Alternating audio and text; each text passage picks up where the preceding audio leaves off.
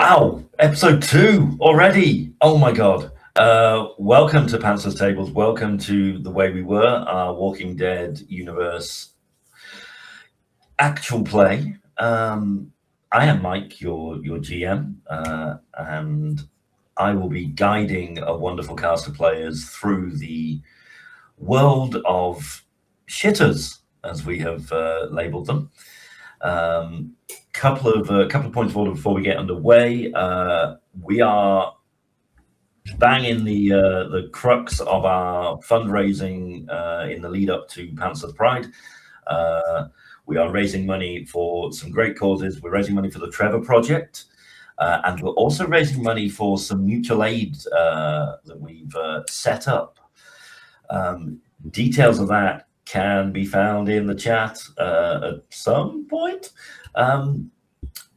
When I mean, I could do it, but I'm talking to you lovely people, so I'm assuming Steve will put it in there at some point shortly.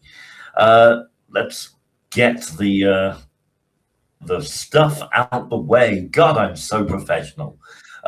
Yeah, let's introduce our lovely cast of players and characters. Steve is pinning something. Okay. Let's kick it off with Ardy. Tell us who you are and who you're playing. Hello, people of the internet. I am RDMK. I go by Fab he, him pronouns because I think he, him's a little boring and I prefer being Fab first. I will be here today playing Henri Dupuis, he, him. And yeah, I think I'm ready. I'm not ready. Yeah. Hi. Next, we'll hop over to Baba. Hello, I'm Baba Yaga, and the all pronouns are good for me. And I am playing Rose Singing Hawk. Pronouns for her are she, her. I'm going to toss it over to Morn. Maybe not. Are we there? Morn? Is Morn Has Morn crashed? Oh, no. The tech goblins may have returned. Yeah. The internet curse that we just discussed. Morn's internet. Yeah, that was better. Oh, fuck. No, God damn it. I'll delete that in post. I didn't toss it over to Morn at the worst time. I tossed it No. over to me. Are you No, there? no. We heard can you. hear you.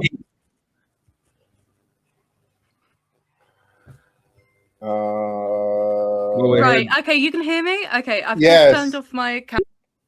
Hello? Yeah. Yes. we can hear Okay, you. cool. Hi, my name is Morn.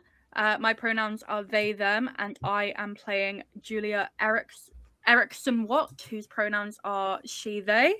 My camera is, all the tech has decided to go kaput for me, which is so annoying because I was just talking about how it was absolutely fine.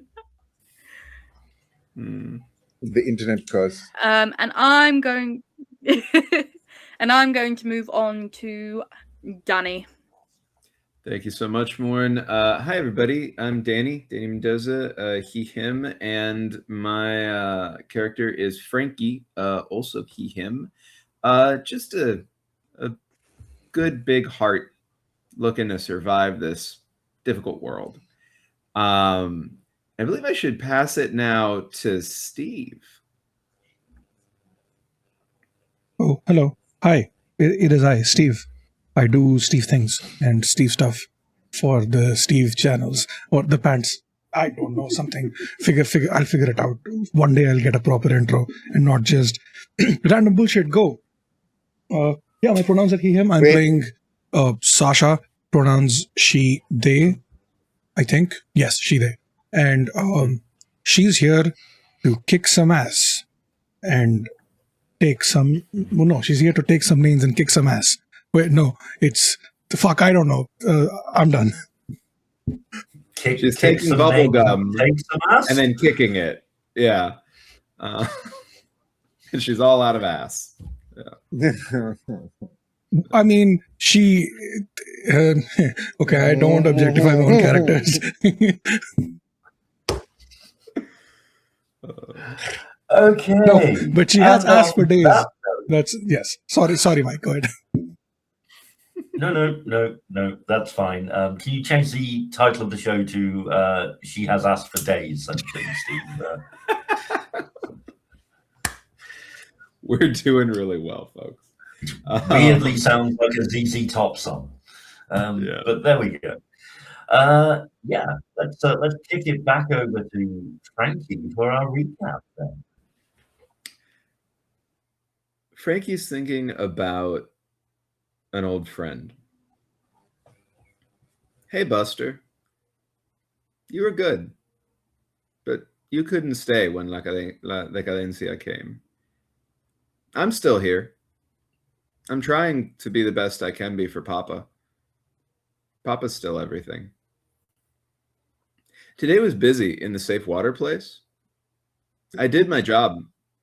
I carried a package without making a sound. I saw Smart Water Puppy on the way. She's good at sneaks, and she was watching Good Shit.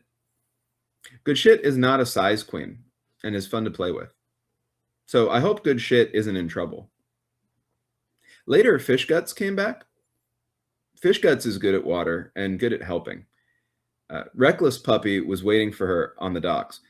Reckless Puppy knows how to nap. That's good. I also saw Sad Eyes today. He lets me help him, and I like to help. He played his music stick after talking to Feeds Me. I like Feeds Me because Feeds Me always tries to help the pack. Yeah, Always Tired called us together. We had to go out into the dangerous places. The pack rode on metal rolling things. Good Scraps pulled me in a little box. Good Scraps doesn't bark much, though. Safe. When my box broke, it was okay because I got to run with them. Running's fun. The outside smelled too empty. I used my nose to look for La Decadencia. They're sick. Eating them would be bad. When I found them, they were broken. They were walking, but bumping into the air, like something was stopping them. I hated what it sounded like. Then I smelled the not safe people. Quiet Killer is not a safe person. Stick Kid is not a safe person. And the leader of their pack, Smells Wrong. Smells Wrong is really not a safe person. When we got close, Good Shit was shaking and smelled like cold fear. I curled up heavy on Good Shit's foot and put my body between them and the danger so they would feel safe. Smells Wrong talked to the pack for a long time. He smells familiar, Buster, but I don't know why yet. I don't like not knowing. Not safe. We have to meet them again. I don't know a lot, but I can smell everything, so we'll be okay. I'll keep Papa and the pack safe.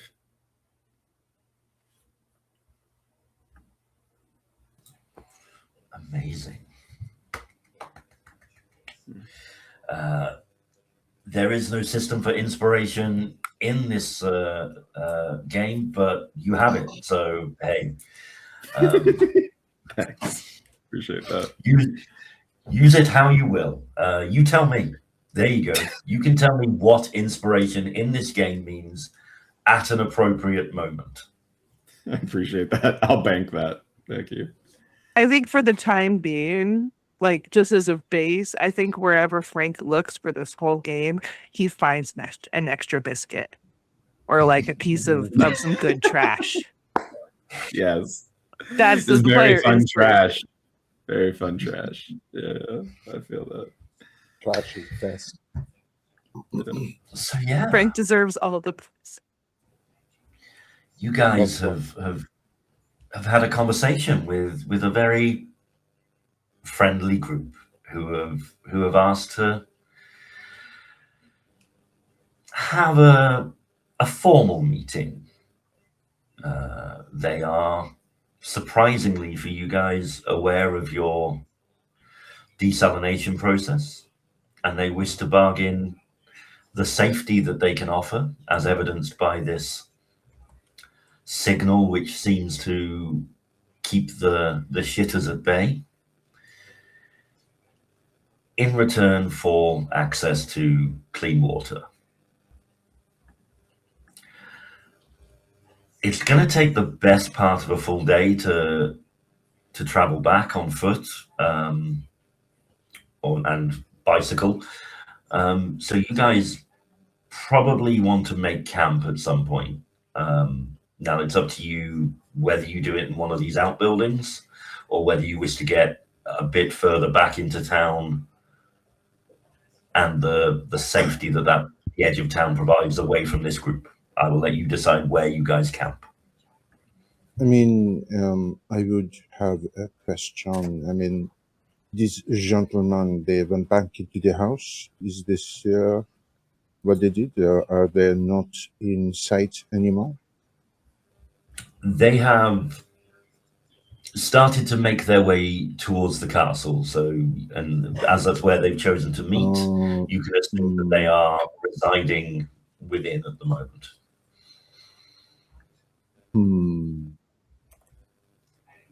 Henri is not actually looking there as much. He is looking at the shitters. They're bumping off and they're traveling. They're walking, right?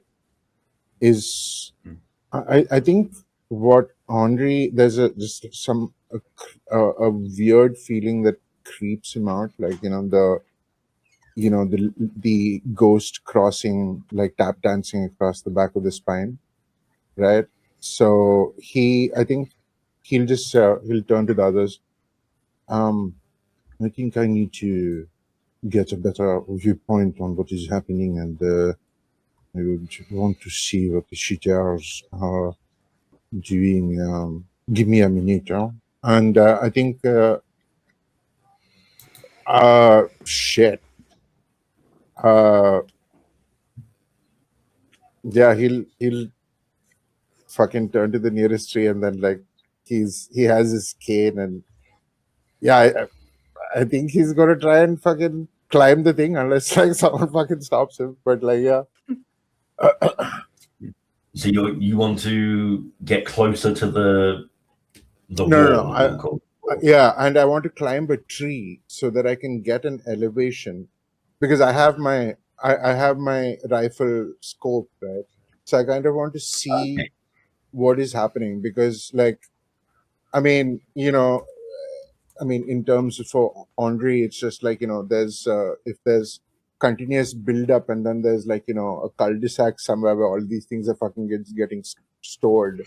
When this wall gets down, there's just going to be it's like 2-3 hordes of like these shitters coming at us. So I mean, he's keeping his tactical mind on the scene. Okay, so it's going to take a couple of rolls here then. To climb the tree itself, I would say you can either use agility or strength, assuming you will go agility in this. So that is fine. Yeah, trying to use the branches to kind of like hop off, and like, I'll try and get a rope, because I do have rope. Yeah, if you're using a rope to aid you, I would give you an extra dice on the agility roll. So that's 4d6 essentially. Yeah, because my agility is 3, right? Yeah, correct. Okay, 4d6. That's a 6. That is fine then. So yeah, you managed to scale this tree despite your kind of leg injury and whatnot. You actually you throw the rope over a branch. You make yourself a little hitch for your leg, and you pull yourself up. This is a feat of quite impressive feat that the others will take note of. This is not the first time you've had to scale yourself up a tree in that manner. Mm-hmm. And then to look down your scope and check it out, that would be a scout roll. Okay. This is purely scout. So it'll be your 3 in wits, your 1 in scout, Right. and you're using your assault rifle. It doesn't say that the bonus only applies to when firing your assault rifle, so I'll give you the +3 bonus for this as well. Awesome. So that's going to be essentially 7 dice. Yeah. 7 dice. Okay. That is no 6s, but 3 5s. Okay. Now 3 5s, 2 4s, 2 3s. So only 6s matter.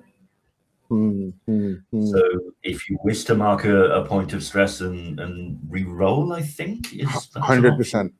100%.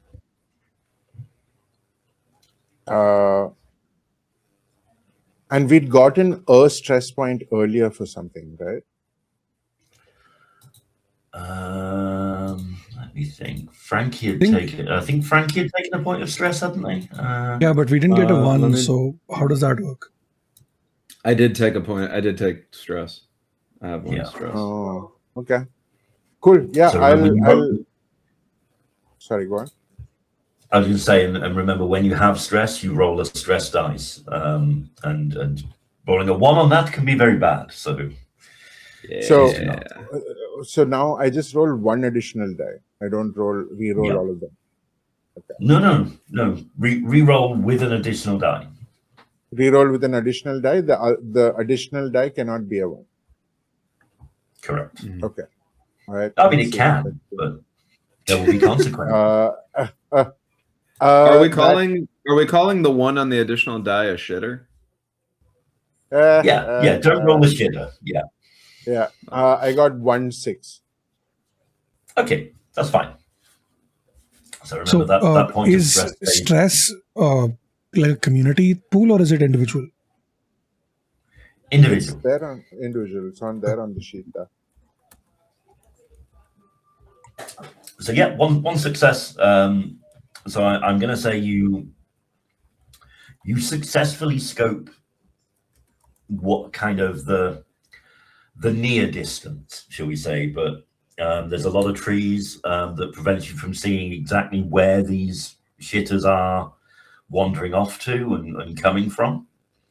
But they very much appear to be walking up to this wall, bumping into it, moving along, bumping into each other, walking off in different directions. They're not amassing at this barrier. It's not like they're breaking down a door. They're bumping off and moving other ways. Okay. So it's Brownian motion outward, not collective mass. All right. Yeah.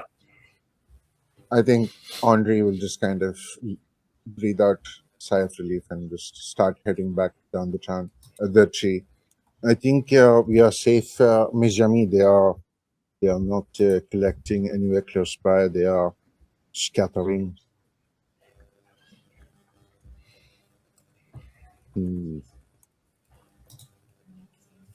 Yeah.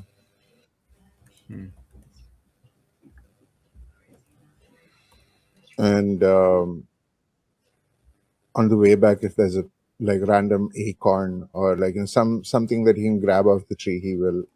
And when he gets down to the ground, he will wait to catch Frankie's eye, and he'll just toss it in Frankie's direction. Frankie responds gratefully, grabs onto it. Yes, I thought you'd like to chew that. Just.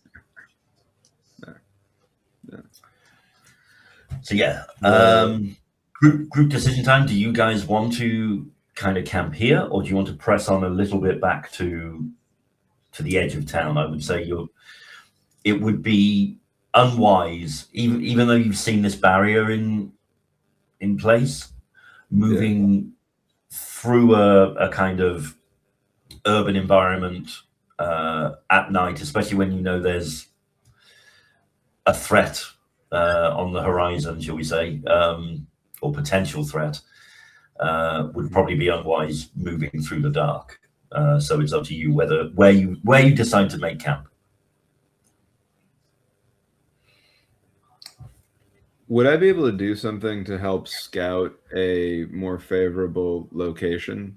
Like smell if it seems like there not only haven't been shitters around, but maybe not other people in a specific area where we could camp? Perhaps you could find an abandoned house that could easily just be broken up. Exactly. Yeah. Something that smells like nobody's been there for some time.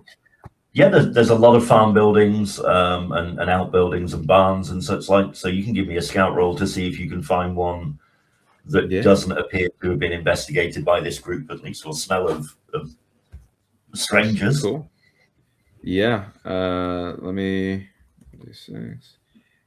I'm going to take another stress on this because including my stress die, did not get an answer, and I do feel like we should camp somewhere safe. So let me do that again. 6. Second time, still no 6s. So I can't push twice, right? Correct. Yeah. Not on the same roll. I would say you spend kind of a good 10 minutes kind of going from outbuilding to outbuilding. You see a smattering of shitter corpses, clearly been put down in a few of these buildings, but nothing smells like it hasn't had humans through it recently. It smells as though, and evidence of these corpses would suggest that this group have done a thorough job in this area of scouting it out for sure.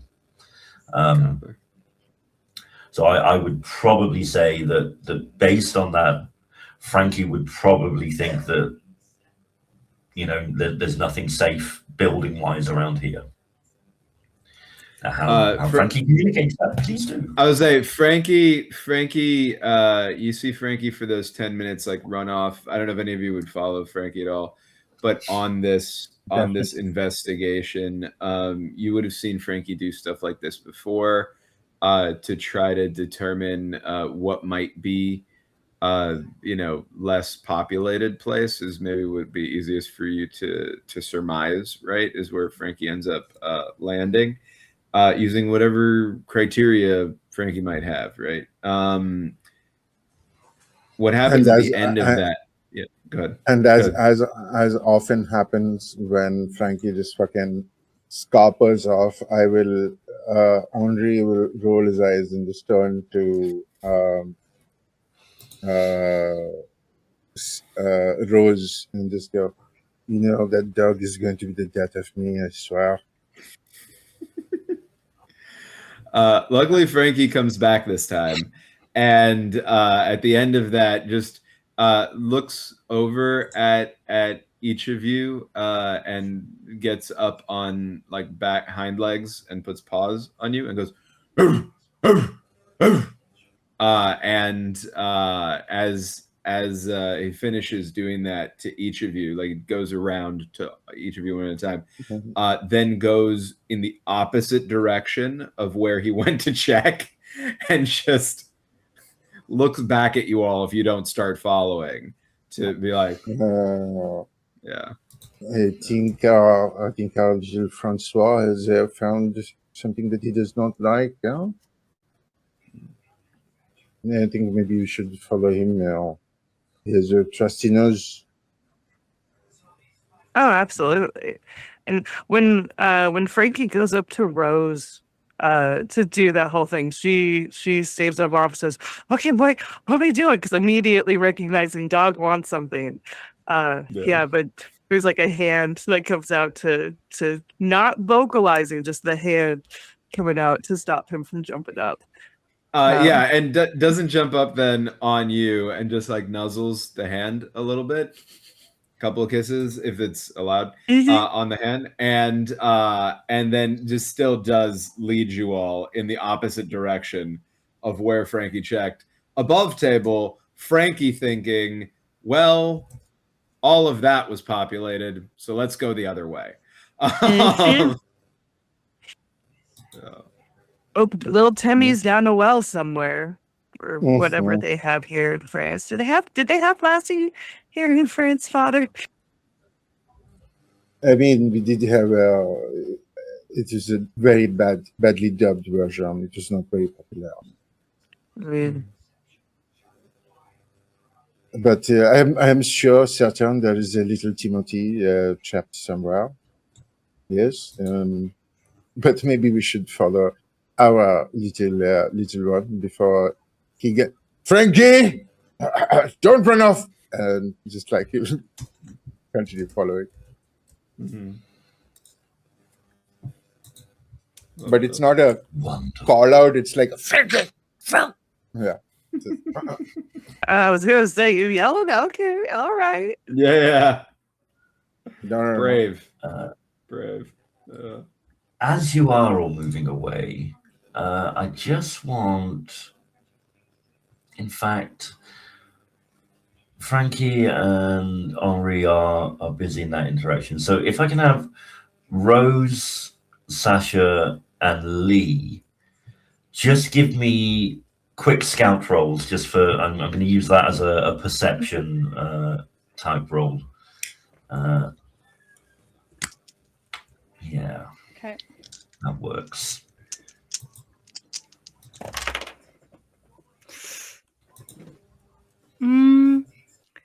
That is no 6s and 3 1s. Oh no. Well, but those aren't on. But those aren't on stress dice, right? I'm not allowed re-rolls just because this is a kind of whether you see or not. I got 1 6, but it was on my rainbow dice. So does that count as more?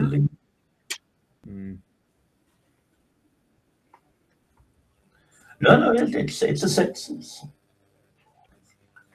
That's fine. Okay. And Sasha? No 6s. No 6s. Okay.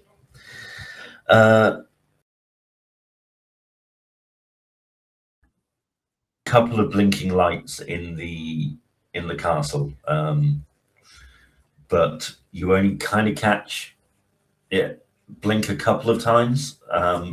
You don't know how long it's been going on for, but yeah, there's flickering lights or blinking lights or flashing lights, however you wish to describe it. But so I don't get a long enough pattern or whatever to see if like it's like Morse code, for example. No, you're on one success. I'm going to say no. Cool. I will point that out because that might be something to look into. That's how boats communicate over the ocean, is by sending flashes of light. That's peculiar. Actually, yeah, I'm going to take into account your experience on boats. I would say you didn't notice enough to discern if it was a message or that, but there was definitely one flash that was longer than the other flash you saw. So you could presume there has been a Morse code communication sent. Some sort of code, some sort of. Yeah. I'm going to give you that. I hadn't taken into account your maritime background, and I should have. It comes in handy for all kinds of weird stuff. I'm just going to cross out the semaphore section later because that will again.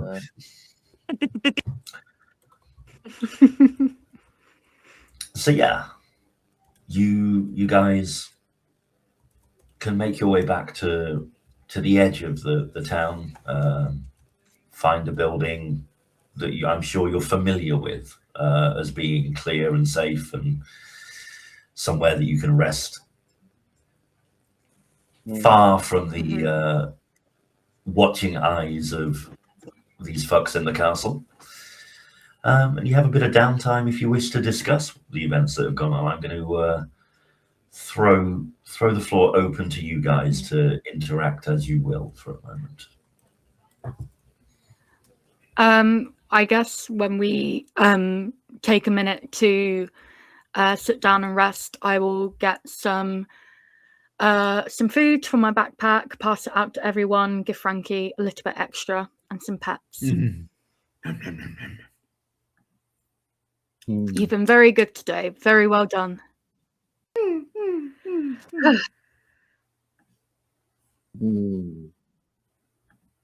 Those two towns were concerning. I mean, they are clearly using something. I mean, it is some sort of technology that they are using to keep the shitty house at bay. But I mean, I have in my service, I have encountered warlords who promised their villagers, protection, and then it did not turn out that way, mes amis. It was not good in there. No. What say you? They gave me bad vibes entirely.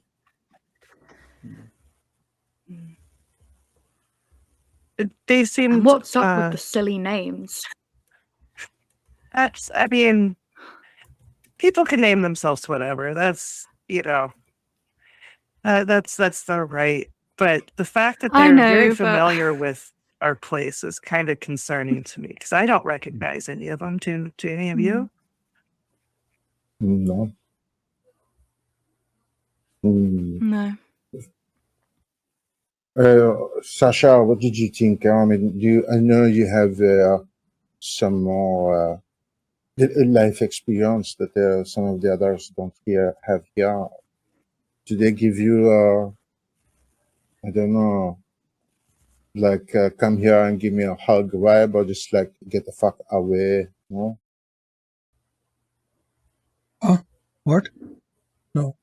Shit, what? No. You see, Sasha has just been following along with the rest of you, not saying much, just kind of just lost in her own head, which is slightly in character, but also no quippy retorts, no one-liners, no not even stopping to like pet Frankie, and like it just feels very out of character for her to be just so quiet. And when she is addressed, she just looks up and squints at you, Henri, and no hug. What? Why would I want to hug them? That's weird. No, I don't know. It was strange, right? This weird this weird electrical fence almost that is controlling the shitters somehow. That's nobody should have access to that technology. And if they do, like everyone should have access to that. So I kind of feel like, if they want water in exchange for it, fuck it, why not? It's better for us. We can figure out a way to thin down this horde of shitters as a result, and in return they get water. So what? Like everyone needs water to survive, right? So like I don't know. I don't know if I trust them yet or not, but I don't think it's such a bad idea to give them water in return for this technology, if it actually works, of course.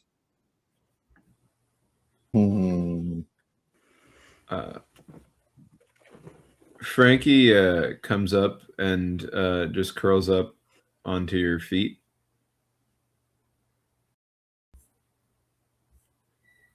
Hey, buddy.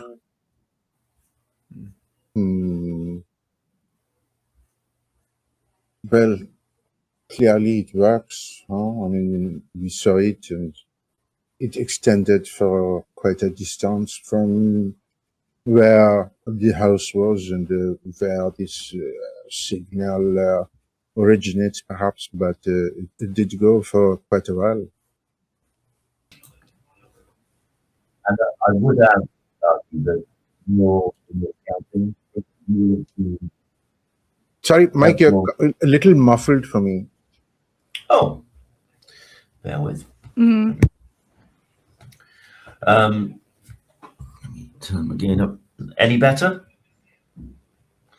You will have, in your scouting with the rifle scope, you'll have seen several what look like small radio masts along that line. Mm. Saying that there is a perimeter being made as opposed to it being a kind of signal from nowhere.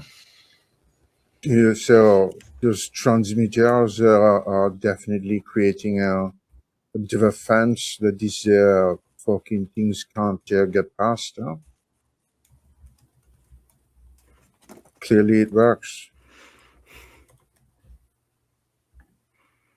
But sorry, what I don't understand is, well, if they wanted water, they could have just come up to us and ask. Like, why does there always need to be some shady deal? And Henri, like, they have some sort of nefarious plan. Because if it's as simple as just wanting water, just ask. I just don't get it. It feels weird. I want to help, but it's too weird for me. It's too weird.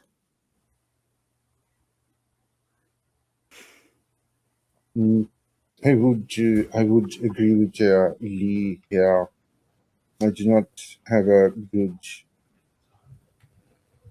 opinion on what these people will bring to our future, but I cannot lie. I mean, but their technology is clearly effective. We can not have to worry about these shitters.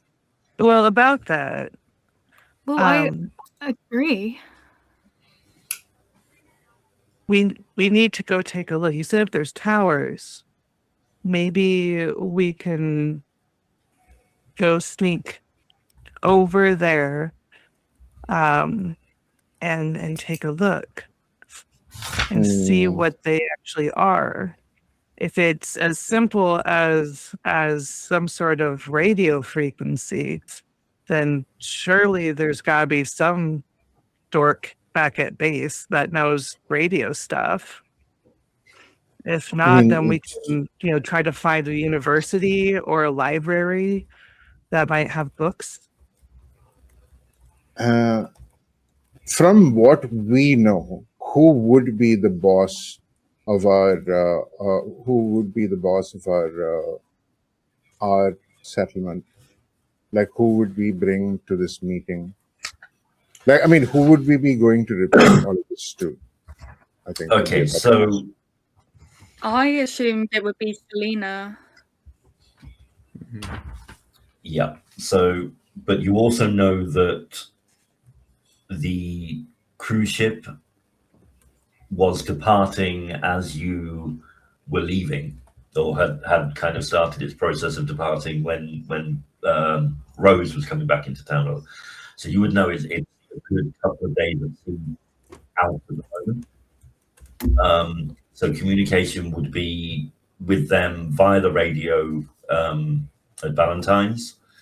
There will be a couple of members of the leadership group around, including Irina. But for the most part, you would have to communicate this information via radio, and they won't make it back in time for this meeting, so they will have to nominate somebody on their behalf to attend this meeting.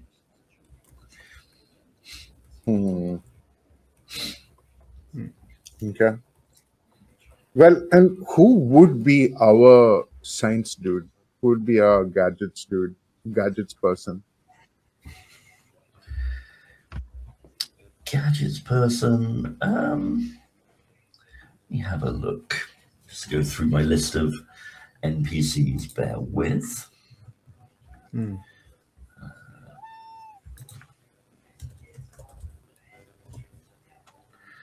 Okay.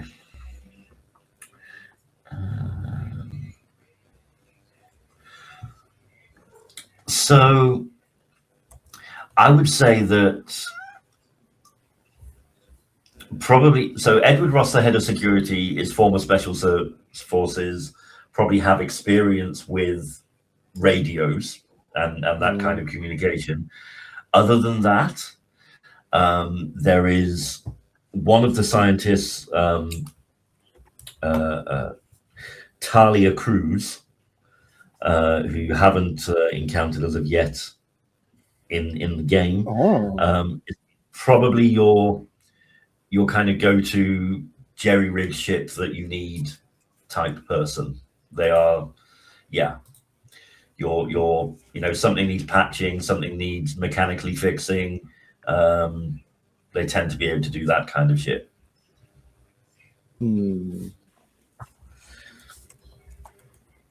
Well, maybe we should, in the morning when we are up, get back to the settlement and let the leaders know.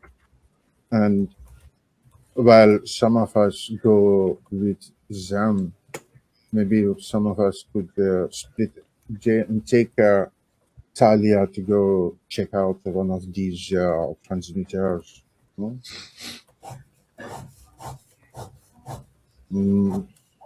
What'd you say, Ms. Me? Okay, All right. that sounds like a good idea. All right. Sasha, Rose? Yeah. And we Yeah, know that's as long fine. as we say the GO word that Frankie is in to win. Yeah. All right.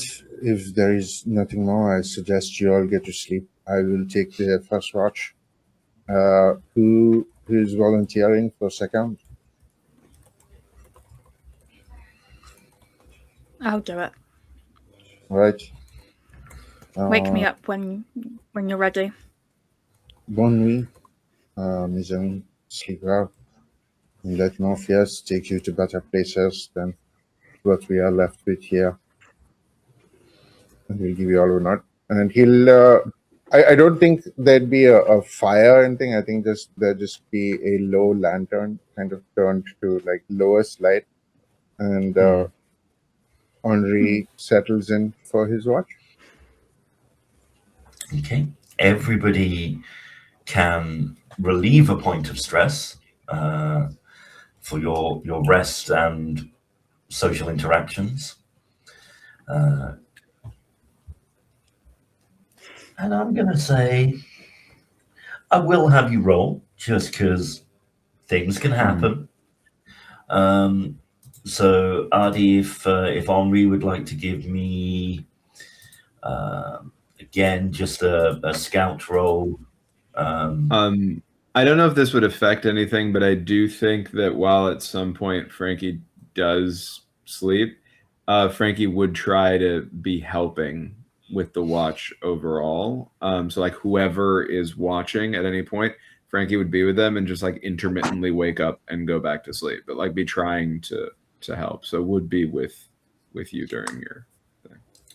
So I will give you an extra die on your scout roll just for any sense that Frankie may alert you to while you're doing that period of watch. 1-6. 1-6, good enough.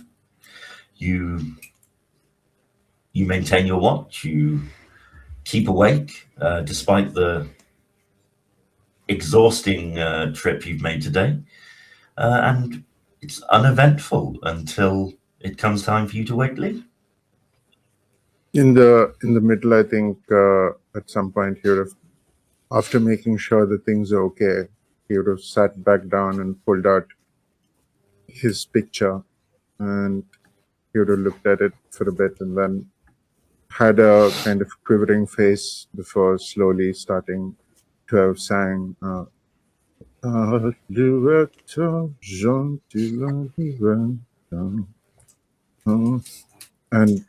But I think he kind of can't even finish it because he kind of starts sobbing a little bit before he controls. I think maybe that would be one of the moments that Frankie just goes, and I'll just kind of scritch his head, and that'll quiet him down. And when my time is up, I will go up to Lee. Mommy, it is your turn. Nothing that I spotted during my watch, but be careful, huh? Very well. All right. Get some rest. And he will turn it. When the two of you switch over, I will say, particularly since that moment happened that you just described, Adi, Frankie does go up and nuzzle your leg a little bit and give you a couple of like kisses on the hand if you go to pet them before you go, and then obviously stays for the watch with you, Warren, and curls up sort of on you in whatever way would feel right. And likewise with your scout roll, you can take the additional die for Frankie being with you. Lovely. Emotional support dog is powerful beyond comprehension. Yeah. Okay, I got 1/6 there. Okay. And much like Henri's watch passes fairly uneventfully. Couple of little snuffling sounds you take to be rodents that Frankie will probably notice as well. In the walls, I don't know whether Frankie is prone to chasing kind of wild animals or not. You can tell me, Danny, or whether it's an everyday occurrence these days. I think that Frankie being trained feels an impulse to do it, but only does it when he feels safe to do it. So in a situation like this where most of the humans he's with are sleeping, is going to watch it, but not do it unless it feels necessary. Same thing with vocalization, actually, especially I think with the shitters being around and whatever we might have experienced in the past 12 months. At this point, Frankie is not going to bark by accident, typically, right? Wonderful. And I feel like after knowing Frankie for a while that I feel like we all would know when Frankie is like looking out for something rather than just watching. Like I feel like we would know his body language in that sense when something's wrong, as opposed to he's just observing. For sure. Yeah. And Frankie would look for your face unless it feels so imminent to him that he needs to just go deal with it, in which case you'd see him just get up and go, which would be a signal in itself. Yeah.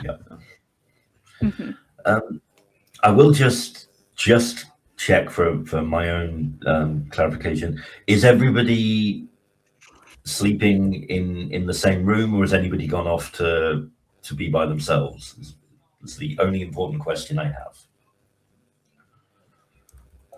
I mean, I don't think it would be policy to separate in a situation like this at all. Yeah, if Right. there's a room or like two, or like, you know, like an open kitchen, like, I don't know. As long if there's room, then yeah, I think everybody in the same room would be policy.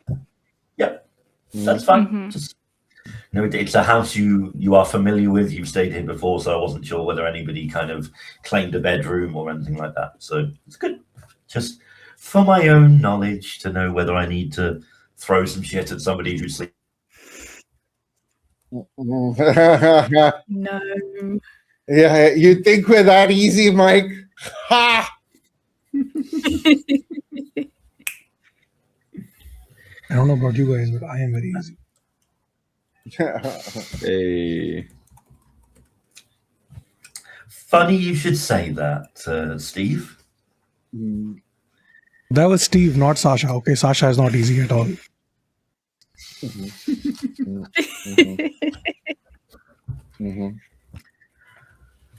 So you guys get your good night's rest, you relieve your point of stress. I'm not going to ask how Sasha does that.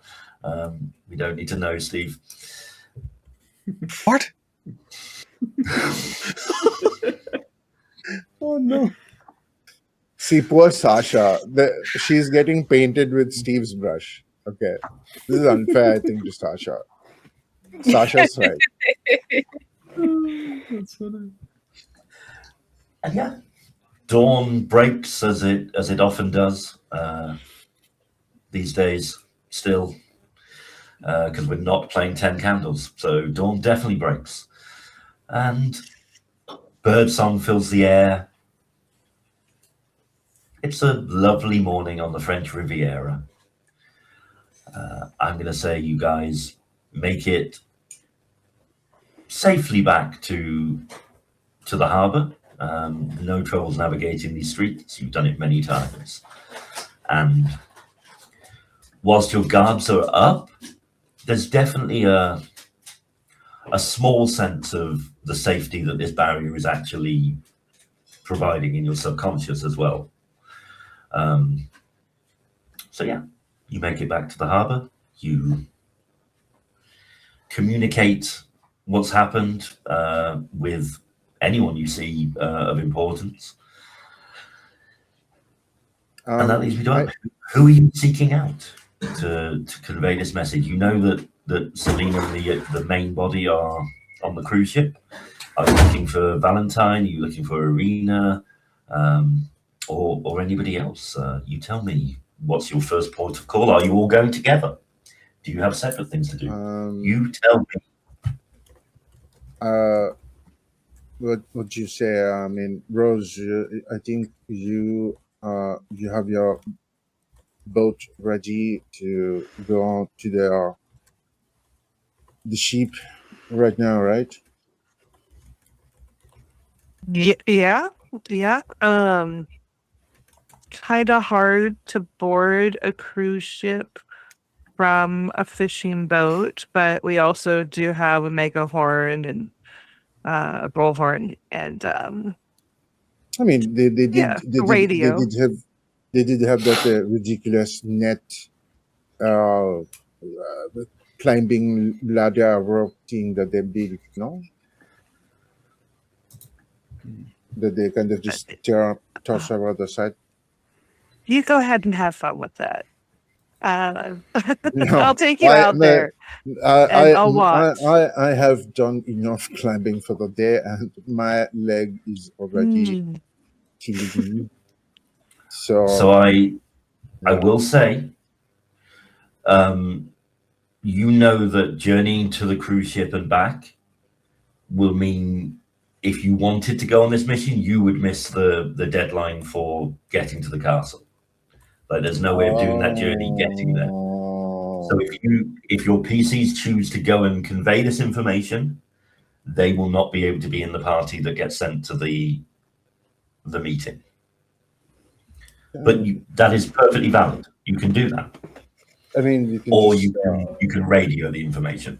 Yeah, fuck it. Why should we go to this super important thing that the GM has set up, right? Fuck that. So let's fuck all of his plans, and we'll just go back to the ship and just sit there and wait for everyone to die. Why did the GM send your leadership like 2 days away? You know. Yeah. But would we know if Ross is in the settlement? I don't think Ross would leave the settlement. No, Right? Ross is on the boat. There are security officers around, but yeah, Oh, Edward Ross is. even Ross is off. Holy shit! Okay. Yeah, they stay secure. They're in the castle. Yeah. So I like, Henry radio room? notices a bunch of children like run by and stops immediately, like stops from swearing. But Ooh, like, we've yeah. been raided. Hey. Oh, hello. Thank you, Journey Welcome. Adventures. I hope I'm saying that right for the raid. Welcome in. We are 10 minutes away from break in episode 2 of our Walking Dead adventure, and the gang have just returned from a scouting mission where they have discovered that a group of well-meaning strangers are keeping the dead at bay by some means that they think is radio frequencies from what they've ascertained so far. And all they want in return is access to the clean water facility that the party have. So nothing can go wrong there. And they've just been sent back to inform the leadership. So that's a little recap. And yeah.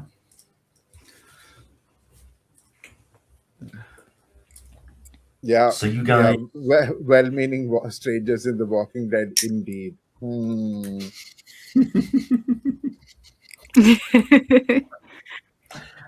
I don't think know what you radio. mean. Radio's where we're gonna go. Even if they're in mid-shift change or like out to lunch, whatever, we can just commandeer. We're on a mission already. It's fine. You guys Yeah. track down Valentine, who you know is the communications lead.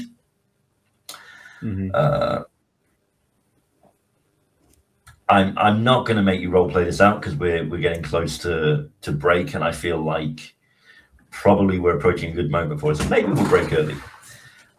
You relay the information that you've got to Selena on the boat.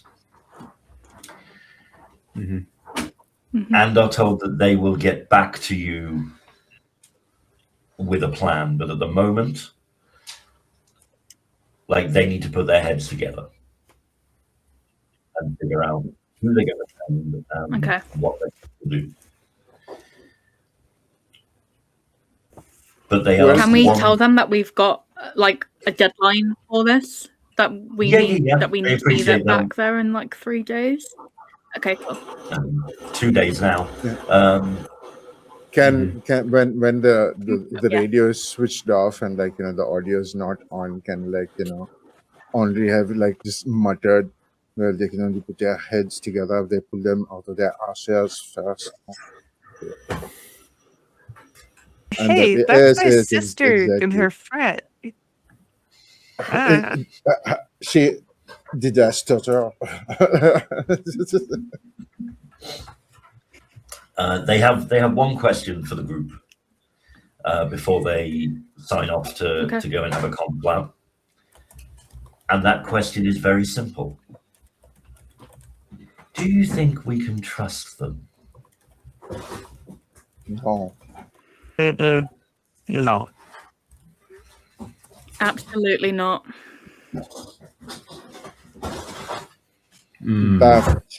But their technology is real, Monsieur Edward. It is completely real. It is observed in a sequence of transmitter arrays or antenna. There is a actual line, a perimeter that they cannot cross. Okay. Wait 10 and we'll get back to you. Of course. Yeah. And he'll just like click your gods here be with you and just like pass it to Lee and like kind of start hobbling out because right now his leg is really starting to get to him and he just needs to go rub it for a bit. Cool. So I will say we'll take our break there. And when we come back, you guys can receive the information that you get. You can form whatever plan you want to form to do so. And then we'll go have a productive meeting with some helpful neighbors. Mm-hmm. Smells wrong, sticky, then quiet killer. This is going to be a peak week. And that's just the 3 you've met. Yay! That's Oh not no, ominous I didn't at even all. consider there might be more. Not It's even just a three little bit people. ominous. We haven't even met the Stephen Kings yet. No, guys, it's see, right now we know it, but like in an ideal postscript version of this, like roses and all good things, pink filters are coming up over the screen. Just saying. Yeah, I just, if we do meet a Randall Flagg, to Baba's point, we should probably take that into account. I will say, Danny, I have a while ago I wrote a Dark Tower D&D adventure. So yeah, Count me in. I know you didn't invite me, but just count me in anyway. I'm good. Yeah. Damn. Yeah, Self-insert count me in as AP. well. I'd love that. Yeah. Amazing. Yeah, we're going on break. We'll be back in like 15 minutes. Stick around. Yeah. Or don't come back. It's fine. You do what you want to do. I'm not the boss of you. But I'd really like it if you were here when we got back. So Steve, flick us over onto break and we'll get a surprise when we come back, whether they're here or not. Welcome back, one and all. Just a quick look at the stream. Yeah, a few of you stuck around. Cool, thank you. Yeah, always appreciated. I myself have the attention span of something with not a great attention span, so I always appreciate it when others don't. So we left off. Our party had relayed the events of the previous couple of days to the leadership via radio and are waiting for their instructions. Is there anything anyone wants to do while we're waiting for that message to come back?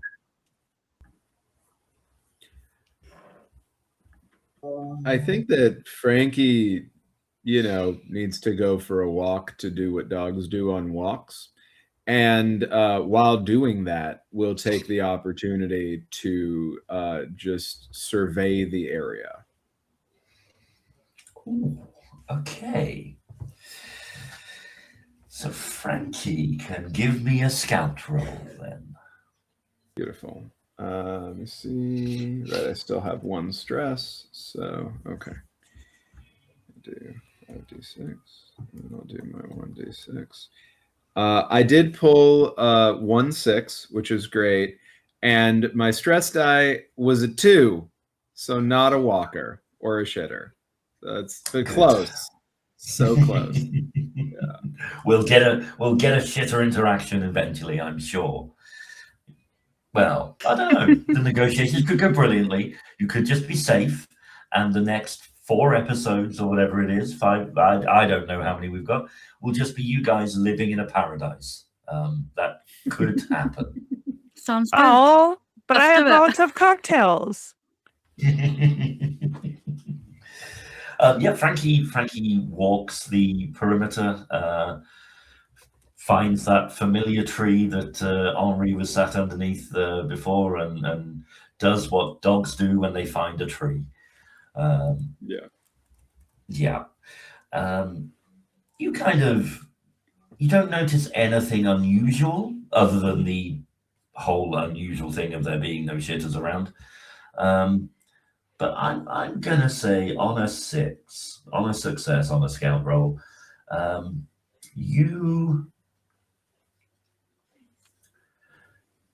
let's see what you find. Hang on, let me just pull up a table here.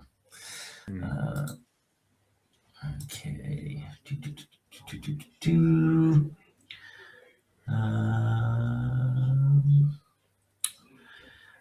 I really wish their tables were easier to find.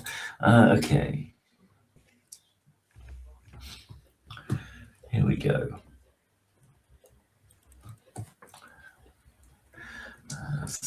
D66. 15.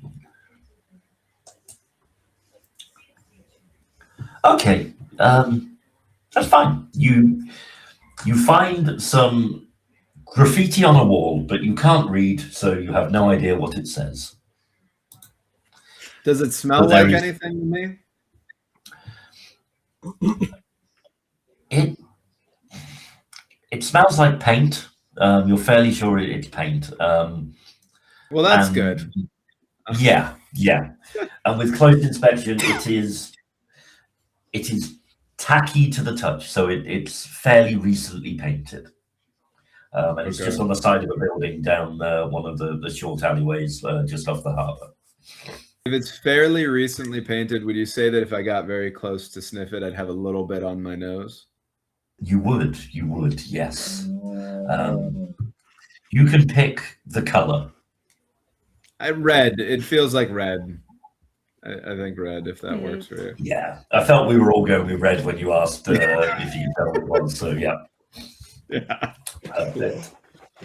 Other than that, it's just a normal day in the sanctuary. So people busting out doing their business. I do look back at for my humans other than Papa. I know Papa might be busy doing doctor stuff. But I look for any of my humans that I might find, and I put my nose up toward them. Any of you who I see would see the red on my nose, and I go in circles a couple times, and I go, "Roo, roo, roo."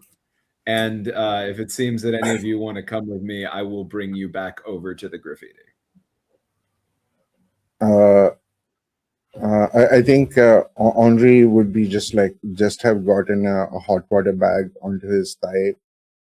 So I think he just kind of look puppy dog eyes up at somebody else. That's fine. Yeah, I mean, Wait, shit, Rose is that would- blood? Okay, I'm gonna follow Frankie.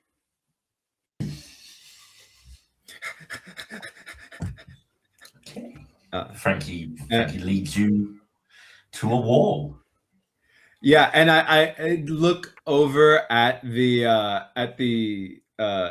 paint, right? And I put my nose up against it again a little bit, getting a little bit more on me.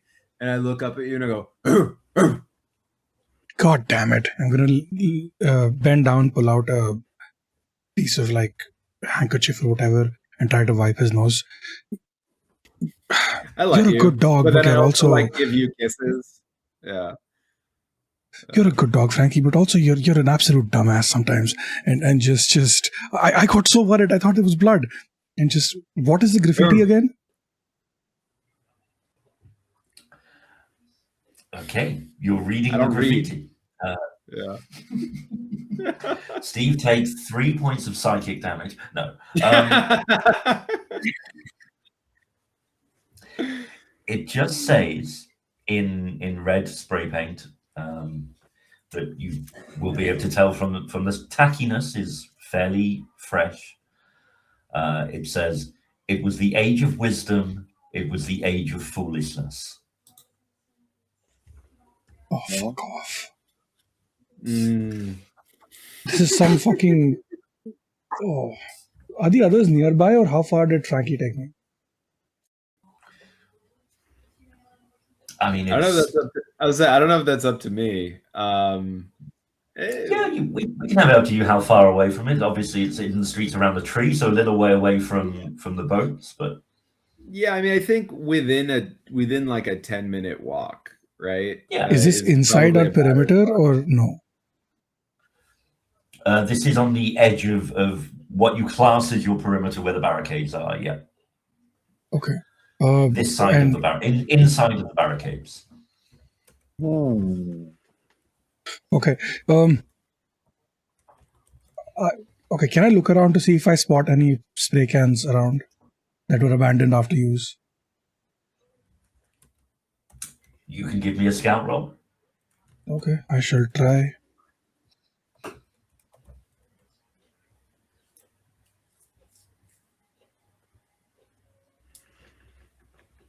Should not take this long to roll 2 die. It's a 1. Fuck off. That's all right. Ones are fine. That's not As long a as you're problem. not stressed. Yeah. But you're fine. It's all stress apart from Frankie. Frankie was the only one with 2, I think. So nobody else did. Down to 1 now after we did our little rest day stuff. Yeah. You have a look around. You can't find anything that looks like spray cans or rags that people may use when they're graffitiing walls. No, nothing. It's just a graffitied wall with a line of prose from a famous novel. I don't know whether you'd know that or not. I don't, but Sasha is putting 2 and 2 together, right? Like, she's not stupid entirely. She has her moments. So is the wall crumbling? Is it like a properly secure wall, or is there like bits of rock or brick? Solid Okay. side wall of a house. Okay. I mean, if you're, I'm going to say it like, are you? It's not D&D, so there's not like an investigation roll that is closer than a perception roll. No, basically what I'm trying to do is I'm looking for like a brick that is probably crumbling from one of the walls and use the brick to cross out the coat. Is what I'm trying to do, basically. That's it. Oh, for sure you can do that. Yeah, you can like the way stones work on other stones and almost like chalk. You can exactly.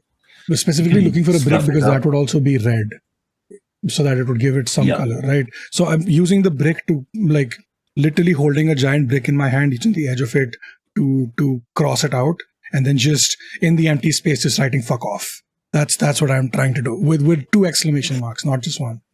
And I'm just going to leave the rock there and then pet Frankie again and head back to the others. Okay, good boy. Okay. Good boy. No more putting your nose in paint, okay? You could get sick. Sasha just goes about destroying other people's art. Fine. So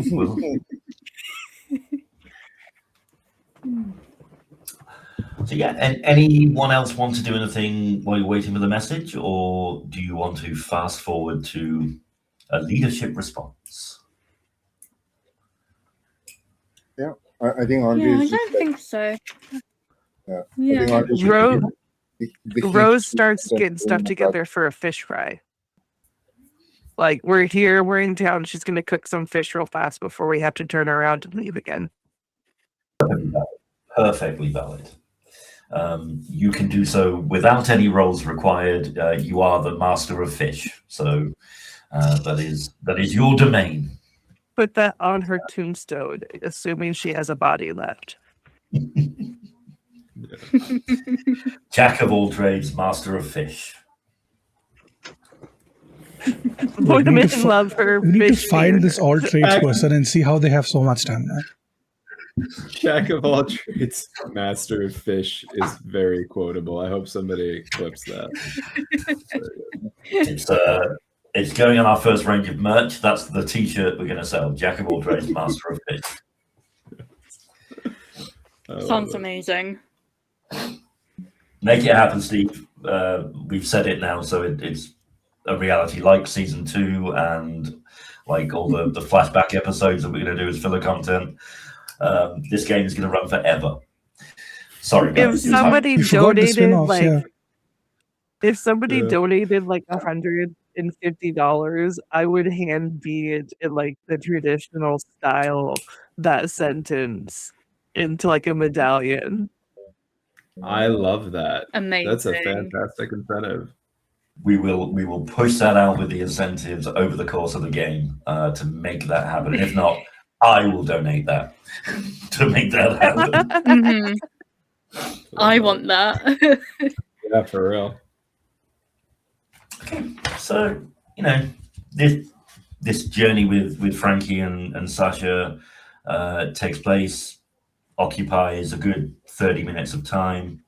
During that time, the leadership on the cruise ship have been putting their heads together, formulating a semblance of a plan. Very perturbed that they're not going to be there to do this, but they have a capable group who are armed with more information than them. Wait, So the fuck, we are radio the ones going? crackles. I don't remember agreeing to this. Yes. Good to know you're up for everything we ask of you, Sasha, as always. Thank you. What? Okay, before we do this, what defenses do we have on the cruise ship?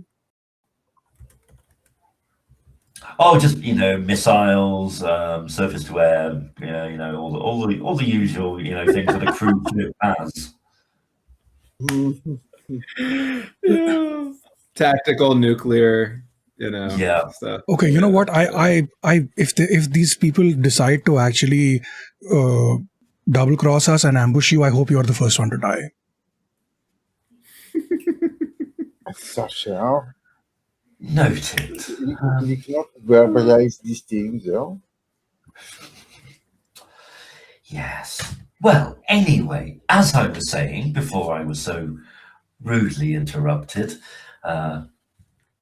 we have come up with what we think is the most appropriate response.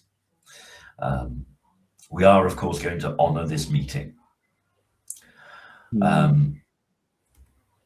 We feel it would be appropriate to deliver a gift along with the meeting. So we will provide, let's say, 50 liters of fresh water. But obviously we do not want to appear completely, I guess, subservient to their will. So we will send along with you an armed escort who will remain just outside the perimeter. The majority of the security forces will travel with you for that reason. Wait, what? Well, are you certain that is how you want to go about it? I mean, I would suggest it is a gift, and we have to make a point. We don't have to,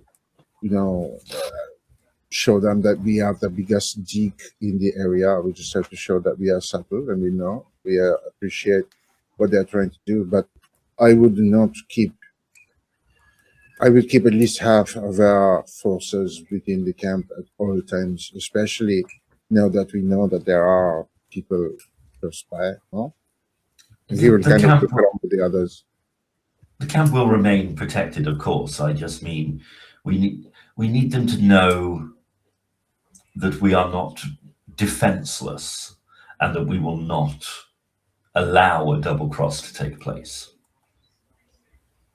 I don't know how many of them there are. We only met 3. There could be 50, there could be hundreds. So Doesn't it make us look weak if we send a whole bunch of people?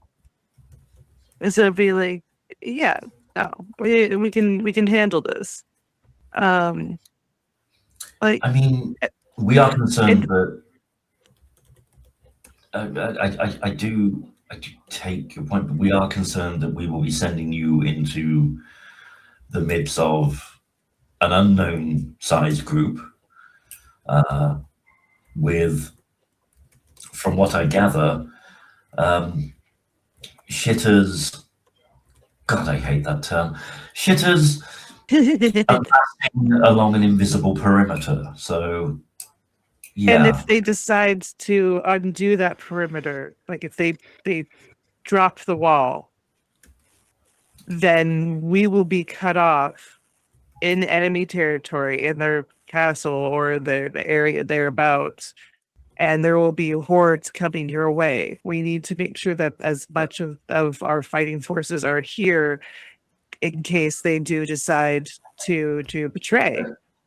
Like, Yes, this is part of the reasoning. I was thinking 20 or so armed people, far enough away to be seen, but close enough to deal with anything should it go wrong.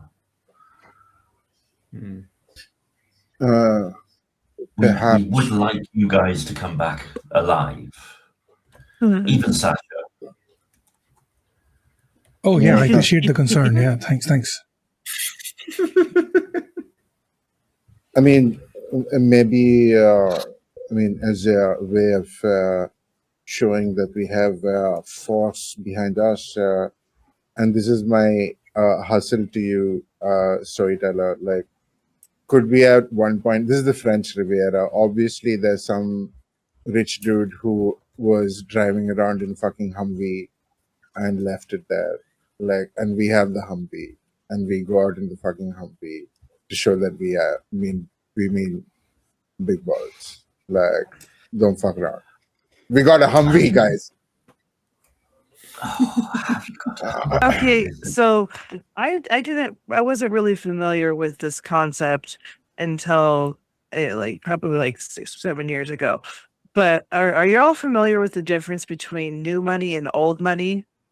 100%. So Yes. we want to be old power, not new power.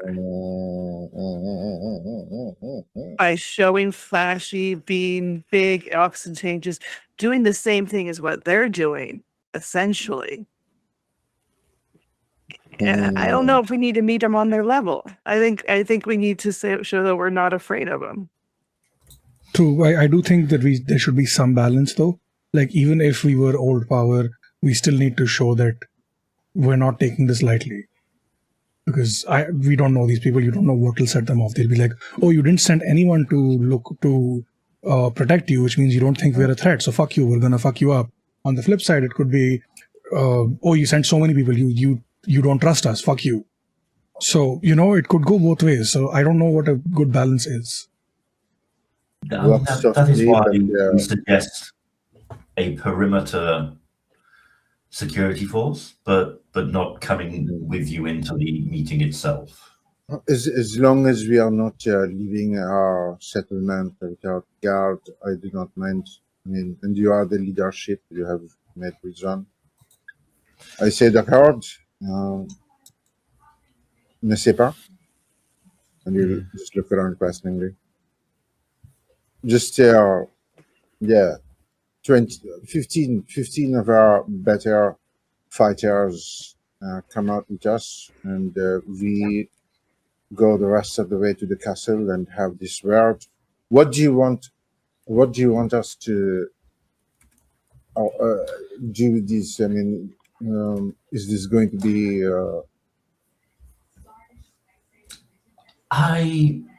we would like an exchange on terms that we find acceptable, obviously.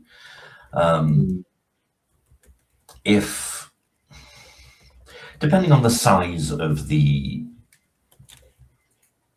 other party, there are a couple of options.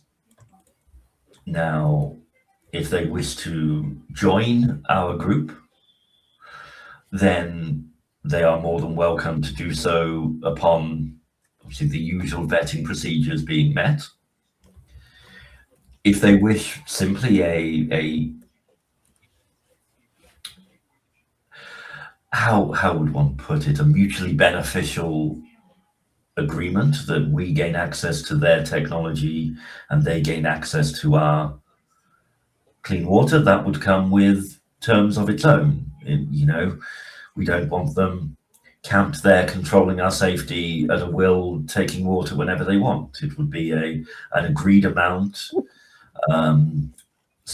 delivered to a mutually agreed place for the continued use of this technology. Quite frankly, they can piss off from our doorstep if they don't want to join us.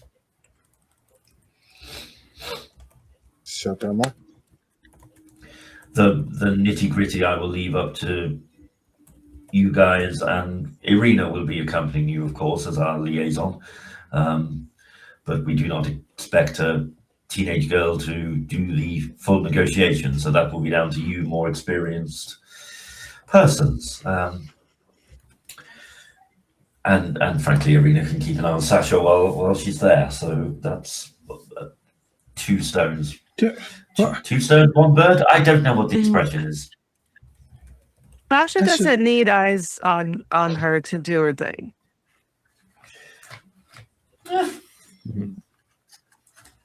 If you're I mean, like, if you're trusting us all to go in there, then you need to trust us all to go in there. Enough with the bullshit. No, I trust Sasha you all is to a go in there. beloved community member. Yes. I was literally just using this as an excuse to wind Sasha up. So Thank you for admitting that in public in front of people who can serve as witnesses for the next election. Viva la revolution. I'm sorry, the signal appeared to drop out a bit there. Could you repeat that? Everything is fine and the world is beautiful and everything is perfect. We are waiting for our croissant. That is all. Are you done? Yes. Anything else you need to know? Ross will be contacting the security team to be with you. There's access to all the vehicles. Obviously, we want you to make swift progress. Anything else you need to know? Feel free to contact us. But ideally, you'll just be coming back, and they'll say, "Cool, we'll meet once a month at the next town over for deliveries of water, and everything goes fine." Ideally. We did take on board your thoughts about sending a team to inspect the technology. We believe that poses more risk, sending our best minds into the middle of the fray. So they will be hanging back and waiting for any observations that you have to allow them to glean it, what they can from that. You understand, if we were to send Talia with you and shit hits the fan, likewise, we wouldn't send our esteemed doctor with you, because that would further jeopardize the community. Right. We're expendable. I get it. Yeah. Right. I didn't want to say such, but apart from Frankie, we don't bring anything to the community, do we? So. Kill you personally. Wow, you care about the dog more than you care about the teenager. That's saying volumes.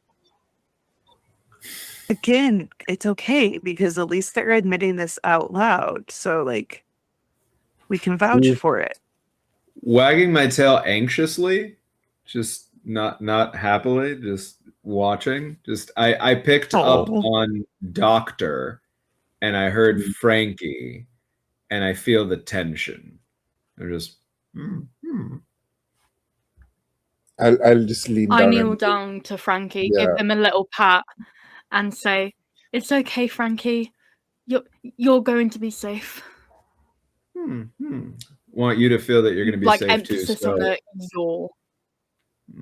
I nuzzle up, and I also just sort of like sit on like your foot or whatever, give you a little bit of like pressure feeling back.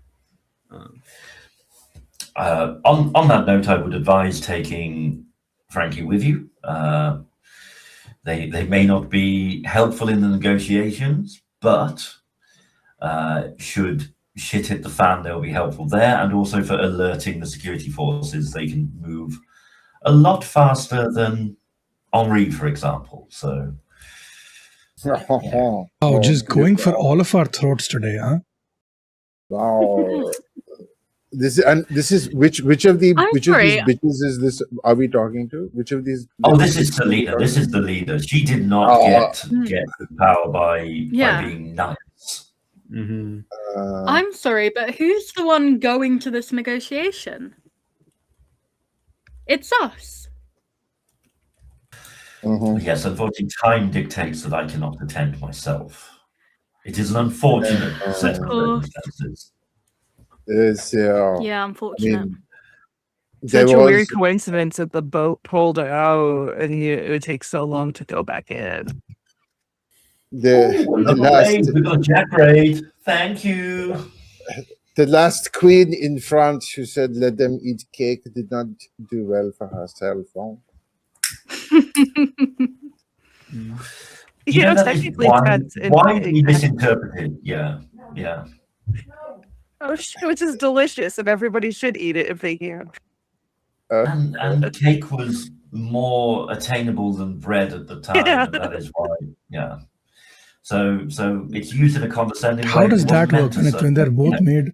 Wait, How do you bake cakes? Yeah, clearly, this is a business conversation. They have shot a sense of humor before it entered their shop. Let's go. Thank you. I look forward to your return and update. I'm sure you do. Sorry, I was clearing my throat. Oh, I wasn't even listening. Over and out. It just clicks off. Over and out. Fuck you. Can we just negotiate with these people and ask them that the only way we'll give them water is if they kill Selena?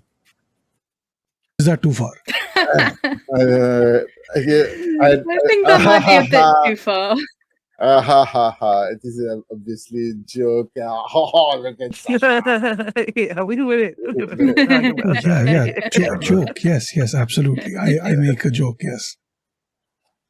But yes, that woman at every point she proves that she is so lovable. Valentine just looks at kind of the two of you with those comments and just says, she may be a bitch, but she's kept us safe for 12 months. So, you know, maybe it works. Oh, of course, Captain. I mean, this is how it works, huh?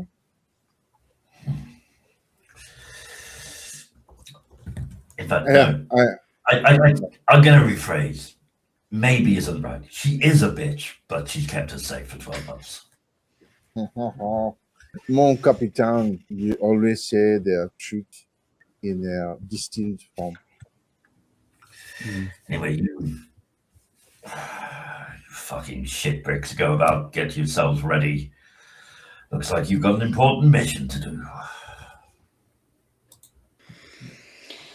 Yep. D'accord.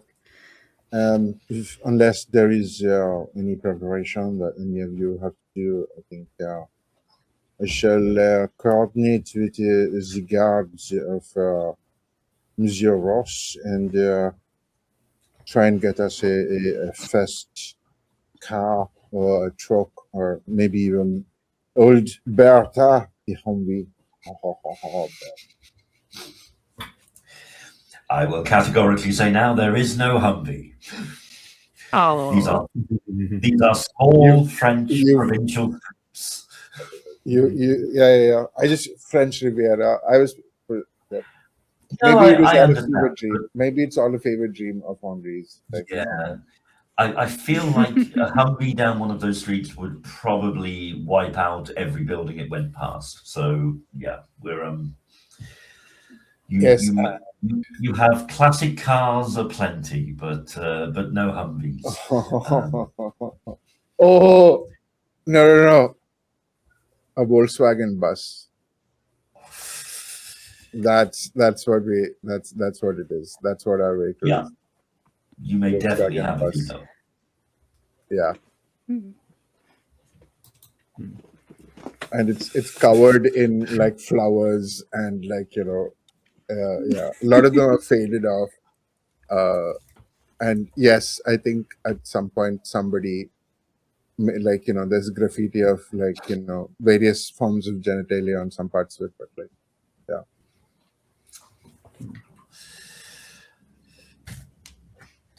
Make it so. Yeah. So you guys have a day to prepare basically before you head out. If anyone wants any interactions with their anchors or each other, do so. We can either role play them out, or you can kind of tell us what you went about, and then we will undertake this simple exchange of words that is going to take place. Rose is making everybody fish. So yeah, there's fresh fried fish that you have to take, and all of the extras for Frank. Just like I was about to say, Frankie is very attentive. Frankie wants to be your sous chef in this Yeah. situation. Doesn't have the thumbs for it, but just is hanging out. Yeah. Yeah, every couple of minutes, Rose is like, "Hey, check to see if that's cold enough for humans." So you go to like steal one off. Always happy to taste. Always happy to taste. Yeah. I will say, Rose, at one point, kind of when Daisy learns of your mission, she will come up to you probably while you're cooking the fish, so that there's enough kind of hubbub in the air of that usual kind of cookout feel where everyone's feeling very relaxed and just be like, do you have to go?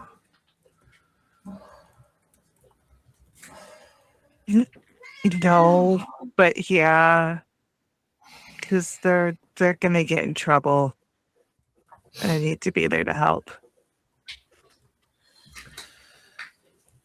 Promise me you'll come back. I don't worry about you on the ocean, but out there,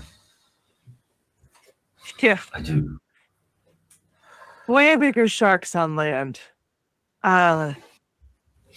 Yeah, no, I'm coming back. I'm gonna bring them all back too.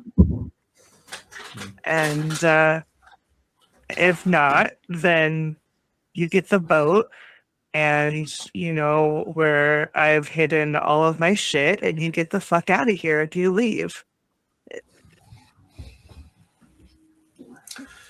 Okay, but you come back, and then none of that has to happen. Okay. Yeah. I wouldn't have got through this without you, and I don't want to think about getting through this without you.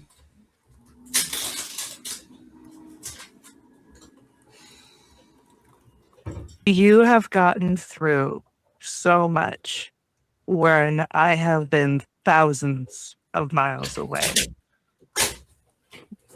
We can get through this.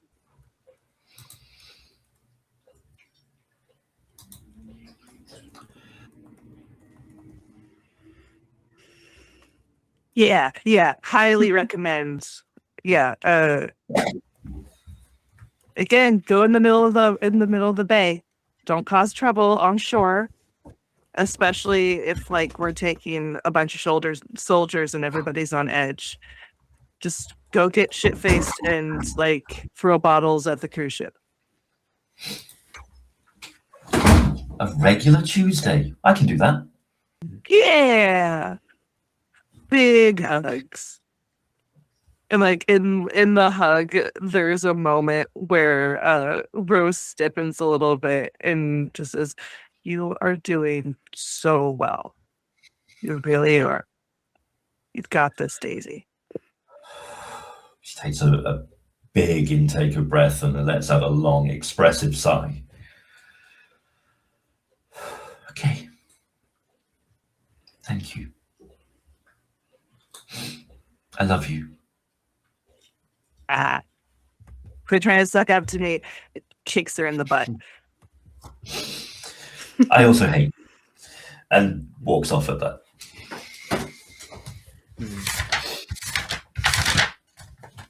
Yeah, and then uncharacteristically, as soon as Daisy's like out of sight, Rose actually goes up to Frankie and like gives him a big huge hug, and like has a moment where like there's a couple of sobs, and then just okay, good boy, and like very quickly pulls herself away from the dog.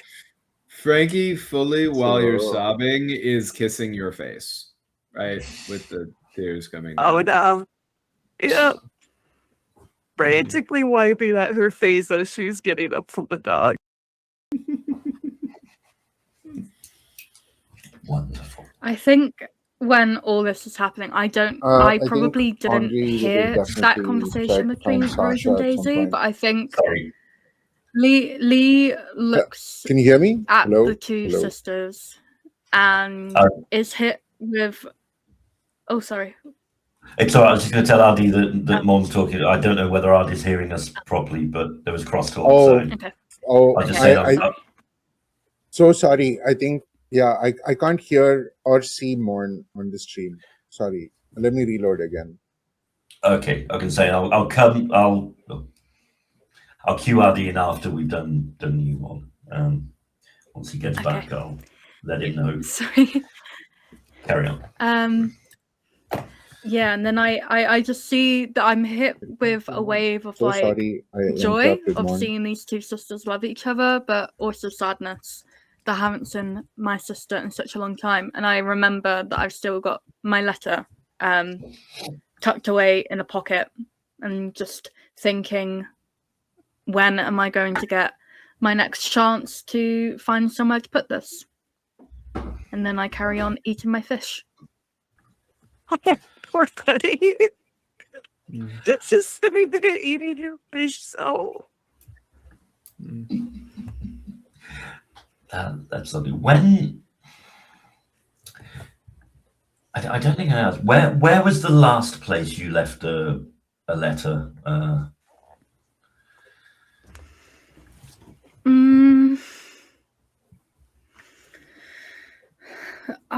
Well, it would have been on our last mission. Like every single time we go to a new place, I drop off another new letter just in case Julia happens to be in that particular place at some point.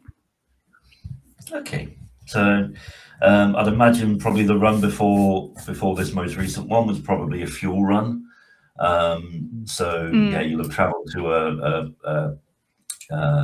whatever the equivalent of a petrol station is in France. Don't know what they call them. I should have looked that up. But yeah, while you were getting fuel and the other things that these places sell, probably some charcoal and a bunch of flowers that are 3 days past their best, you will have left a letter somewhere secreted in that petrol station. Fabulous. Yeah. Adi, are you all good? Can you hear everyone now? Perfect. I still don't see Morn or hear Morn on the stream. I've been I watching do, and they're on yeah, they're I on don't know stream why. for me as well. So very strange. Should I try reloading again? I'll try and reload again. Yeah, try one more time.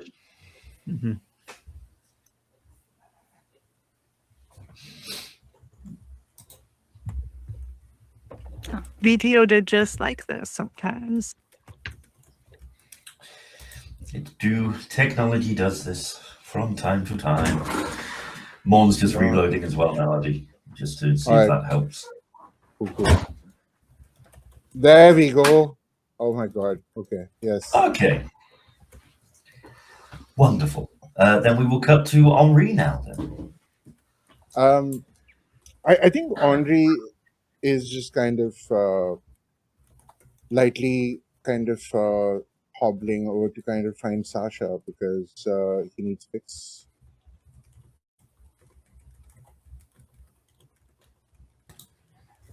Oh. Where would I find you? Okay. You hear it before you see it. Sasha is in her boat, I guess, one of her boats, and you just hear loud crashing noises, like someone is moving shit around, throwing things everywhere, and you can't really tell what's going on till you get closer. If you walk in or if you call out to her, you will see that she's just frantically going through, like opening drawers, trying to find a thing, then closing the drawer, and then throwing things around, moving, like lifting up the the mattress to look under it. Where the fuck is it? Where is it? And she just spots you. Have you seen my diary? No, I did not know you had one. Help me look for it. I can't find it. It's my. I kept notes of the first month that we were here, and then I stopped doing it because it felt like a waste doing it doing it because nobody was ever going to see it, and so I got rid of it. But I don't remember where it is, and I need to find it. Certainly, I will provide assistance, and he'll try and get into the boat and try and assist. You can both give me scout rolls then. So that's 4 dice for me. Nope. And I rolled a 1, but I don't have any stress. Yeah, I also got like 2 and a 4. Okay. Yeah, there is no sign of your diary.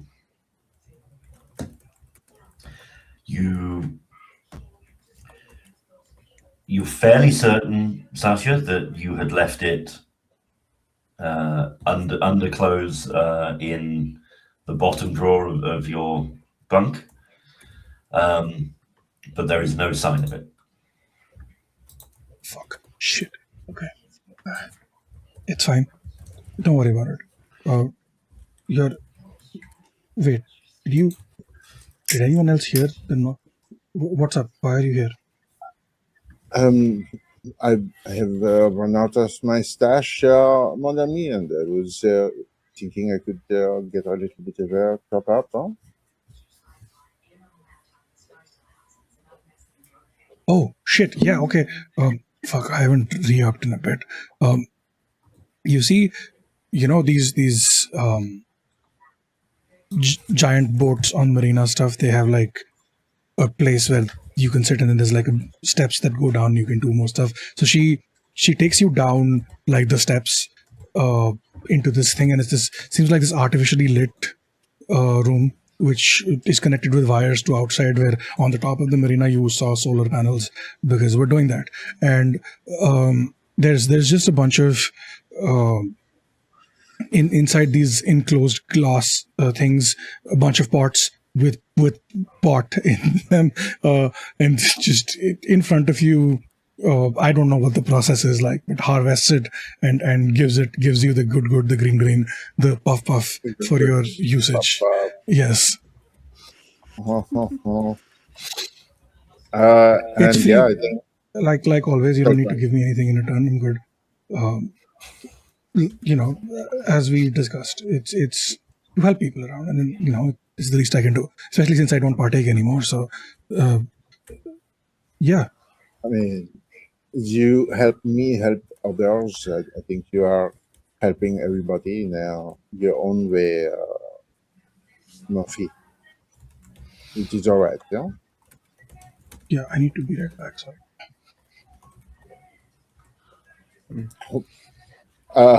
Teenagers.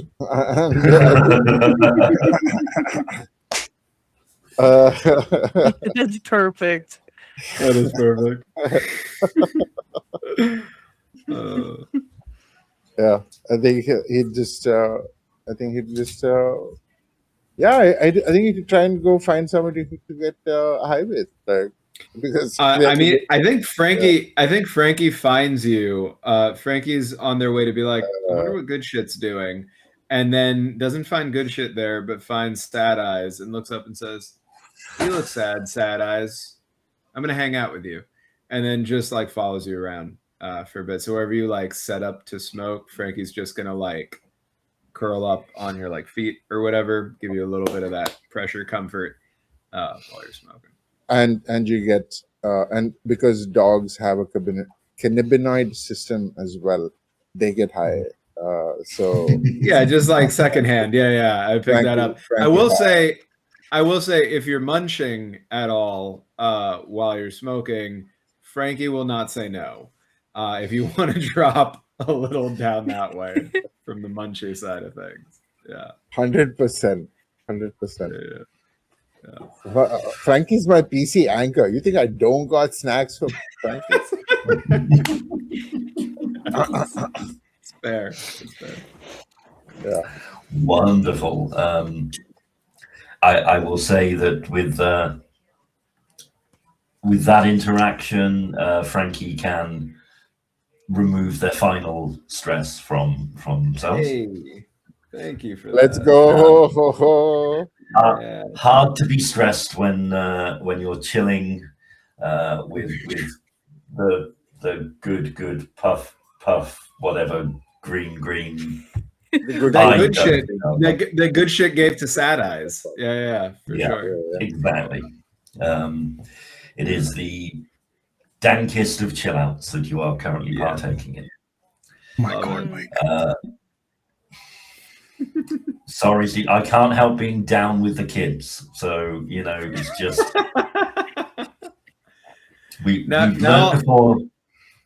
I am now the you gotta say 6'7". Yes. Rizmeister just has to say 6'7", and we'll conjure all the children. Hate all of you. Then every toilet in the settlements at the same time goes skibbity and like exactly. Fuck off.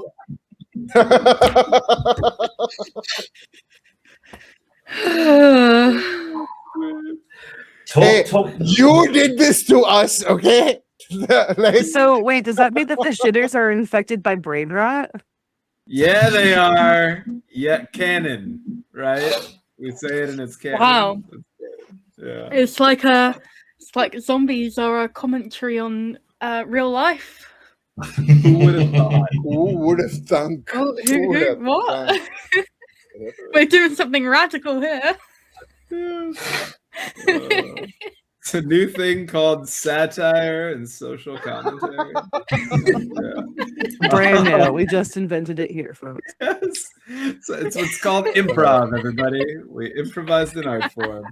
I'm having no part of this. At no point did I design a game that was social commentary at all. Liar. Yeah, totally.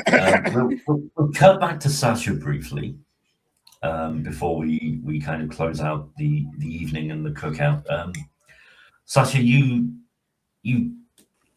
said be right back to Henri, and they were gone when you were right back.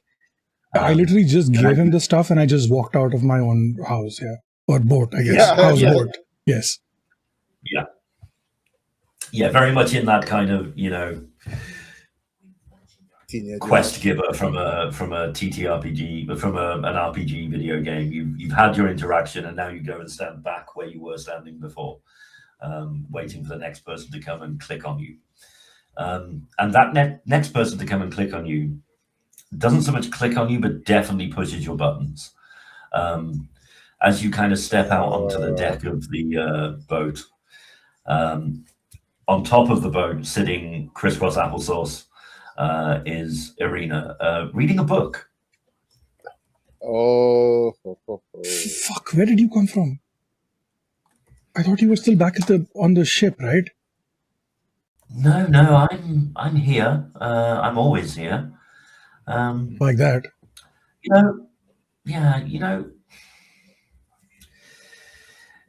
It's really derivative and dull, your diary.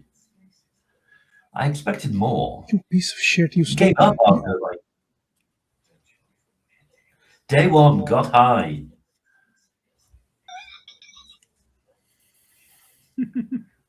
Oh, what's this? Day 47, got high. And then it stops. I assume that's when you stopped getting high. You stopped giving us such witty insights into the world. I hate everything about you. I hate your existence, your barely adult brain. I hate your face, your stupid hair.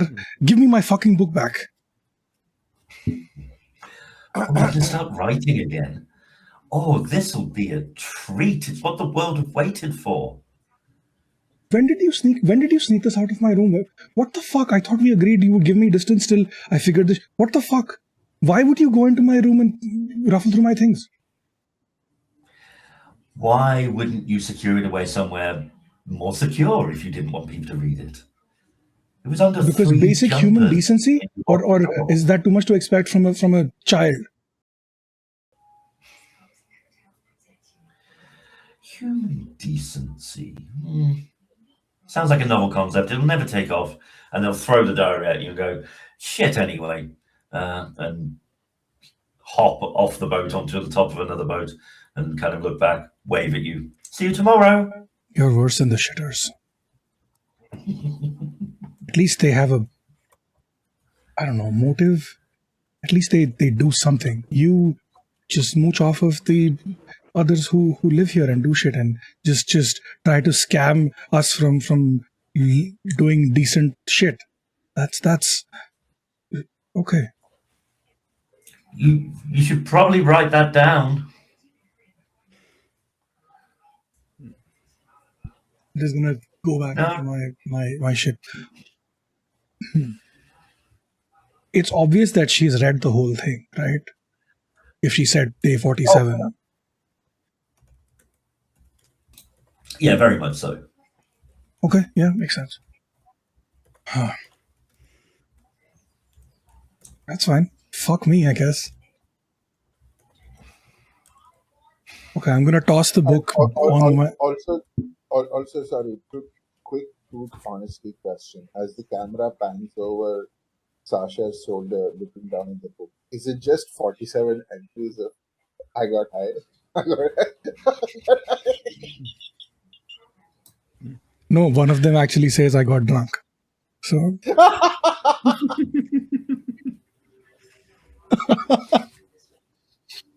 Yeah. That I like to imagine, Steve, that Satya has written more than I got high, but very large parts of the content were just about getting high with X, Y, Z, fighting off shitters whilst high, all that kind of stuff. So yeah. How much of that diary was from before you joined the group, by the way? Oh, I would say like the first 20 days or so. The first 3 weeks of it was from before. Well, technically, I was on the cruise ship when the shit went down. Before the world went to hell and this happened, At least like 3 weeks before I like formally joined the group and became part of something bigger than myself or whatever the fuck Selena likes to say. Mm-hmm. You will, before you kind of toss it, if you have a look through on the first page where there's a picture, there will be in a handwriting that isn't your own. It says, "Who's this?" ? Looks basic.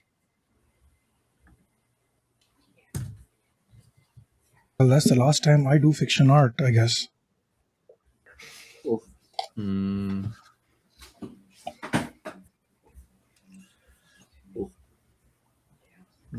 Yeah.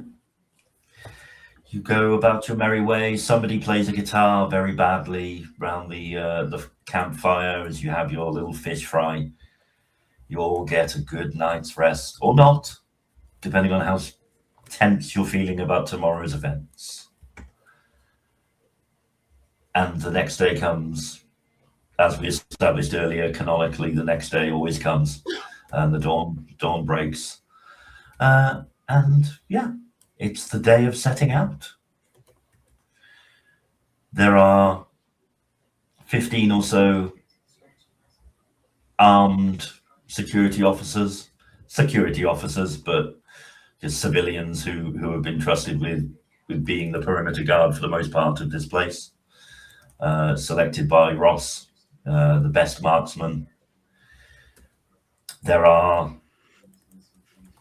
3 jeeps carrying them and your VW bus for yourselves.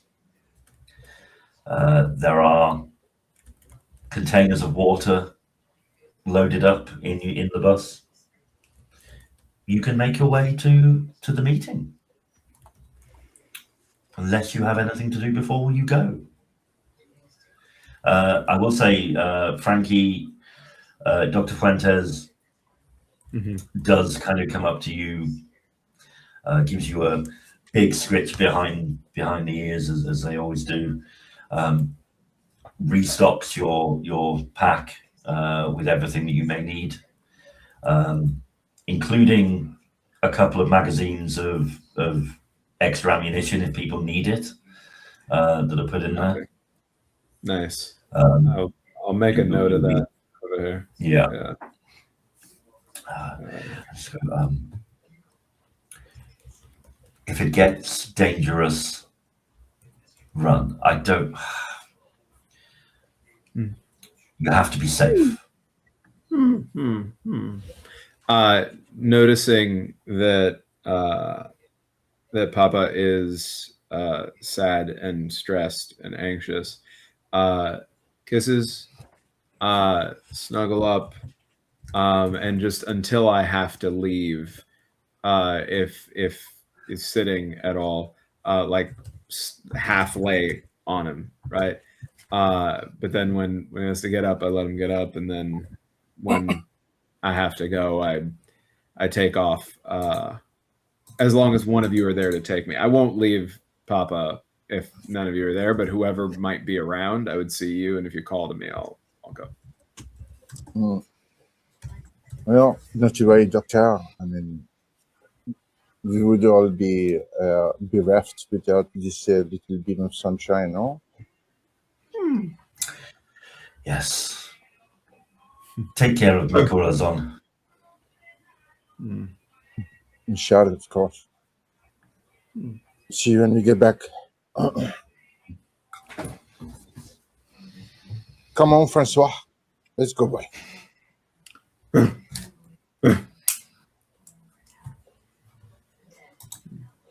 Yeah. Yeah, I'll have my assault rifle loaded, 1 bullet in the barrel already. Like not also, yeah. And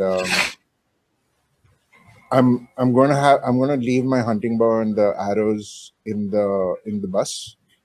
And I'm just going to have the rifle behind me, but like, yeah. I call shotgun. Irina is with you as well. I'm not letting this child drive a VV bus. No. Oh no, I'm not driving. I'm just here to check you all don't fuck up. And to, smooth it over if you do. Yes. And completely ignores her.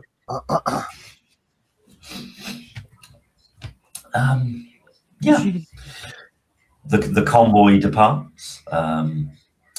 As you break the perimeter of the town, the convoy peels off and just sits there, very visible, but at a distance, as the council agreed.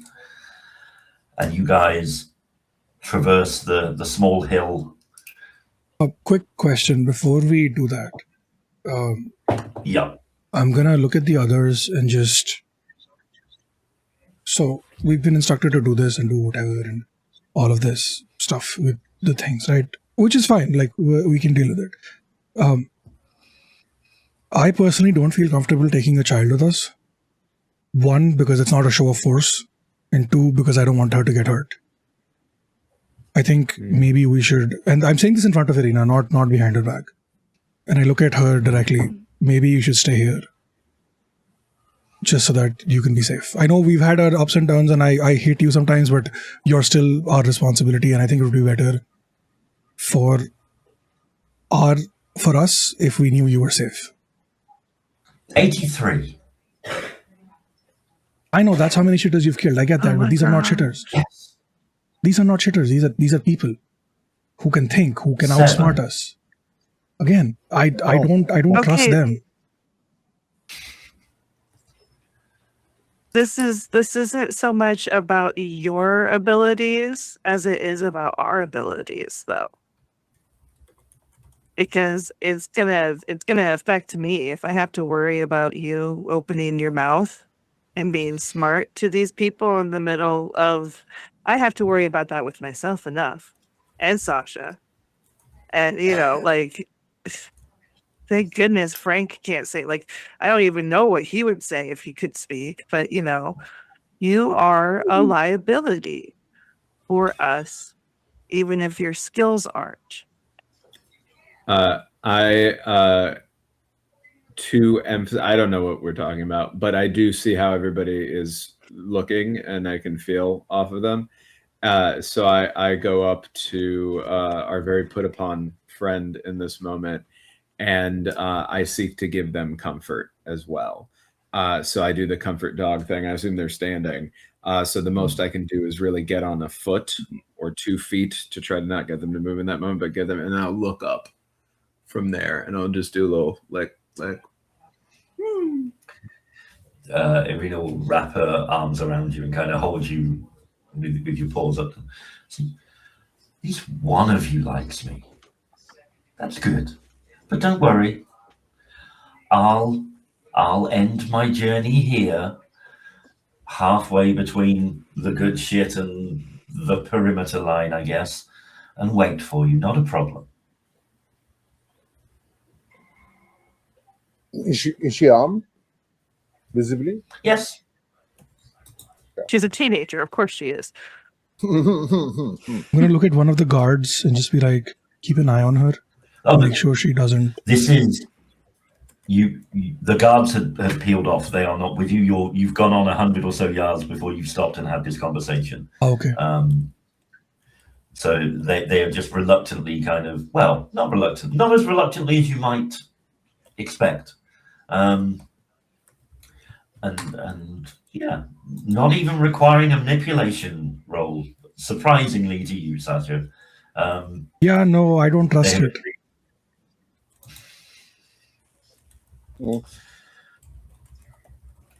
Yeah, then I guess we'll go over to the castle gates, and then there's that pam pam pararam pam pam pam, like the horn. Before you even toot the horn, you see there is a couple of people outside the gate of the castle awaiting your arrival as you pull up. And they were just kind of, one of them stands with their arm out, indicating for you to stop the vehicle. Oh, and I'll just press I'll lean across to whoever's driving, and I hit the horn again. Sounds magnificent. Oh, I bet you haven't heard this one in a while. Oh. Can you stop honking the horn while I'm trying to drive? Christ. It is. I always get excited about loud sound. Good loud sound. But yeah, and I'm trying to do it completely chill, casual. Right? Yeah. Exactly. Yeah, no, that comes across.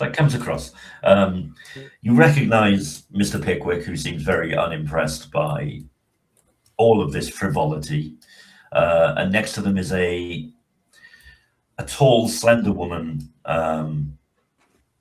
wearing leather pants and a kind of plaid shirt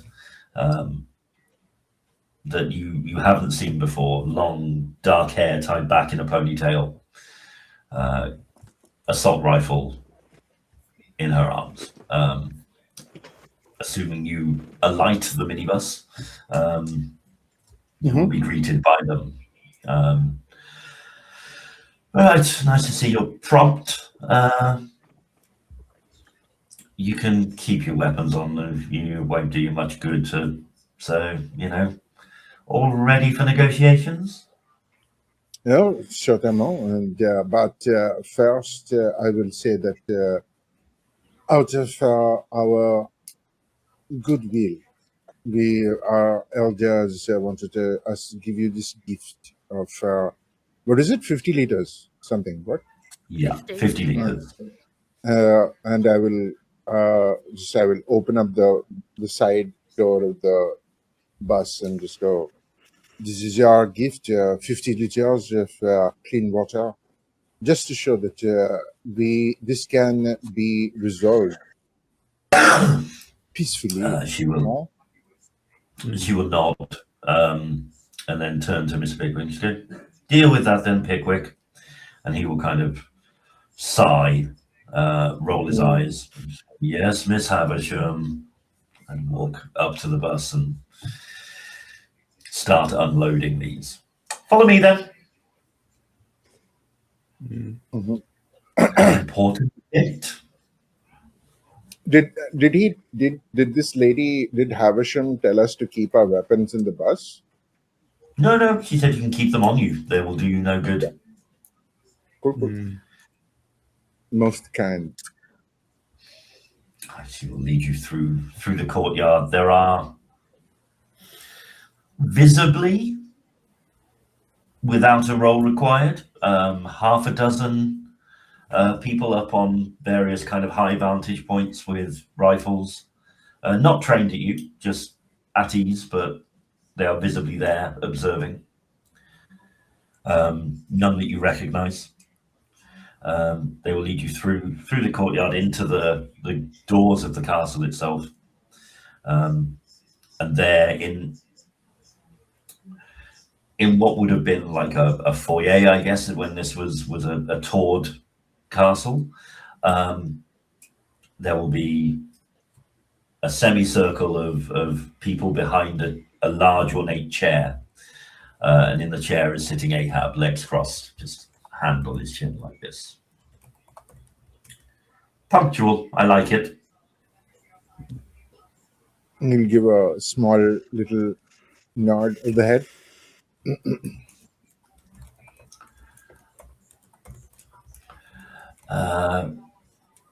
I remember we gave our introductions. I don't believe you did. So shall we get that out of the way?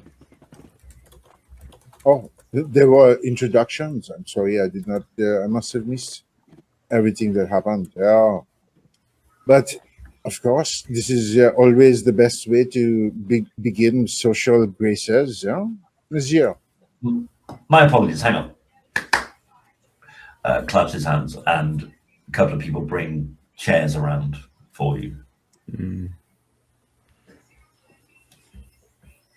Most gracious. Take a load off. He will look to the one of the people who brought the chairs.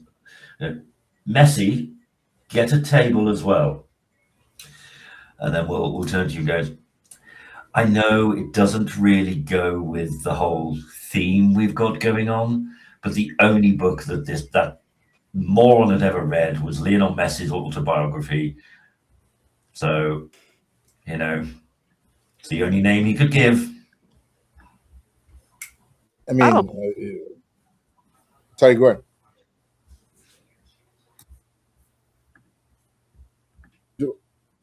Baba, were you saying something? I know it was the reaction to finding out about the name was just, oh. That's funny. The only book. Yeah, I mean, it takes all sorts in this world. Anyway, good help's hard to find. Introductions, please. Well, I may have, as you know. Havisham. It is a wonderful name, Mademoiselle. Or Madame, I do not want to presume. But I am Henry Dupuy. and I am among the people who have been given authority to negotiate with you and your magnifique group. To my side is wait, I forgot all of the. There we go. To my side is Sasha, Rose, Lee, and this good little boy is Francois or Frankie. Though I don't know if he would. You might want to stick with Francois. And you can call me Scheherazade.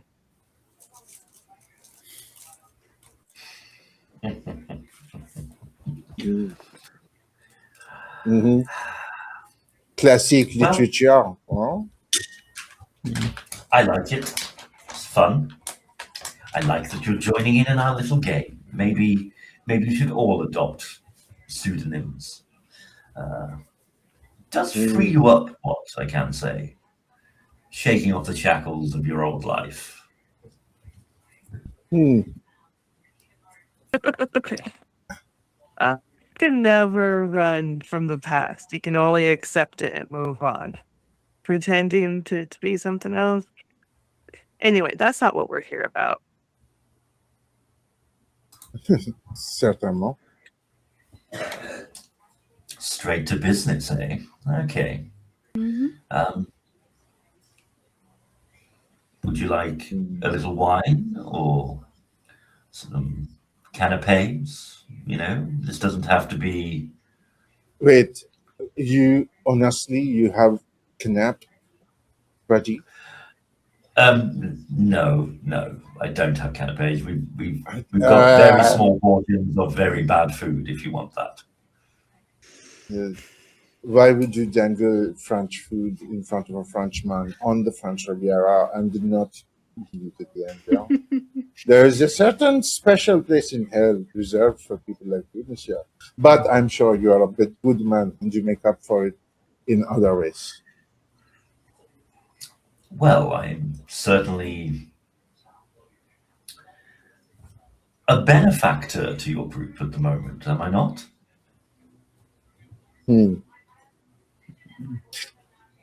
Certainly. I mean, your wonderful little wall of arrays certainly seems to be amazing.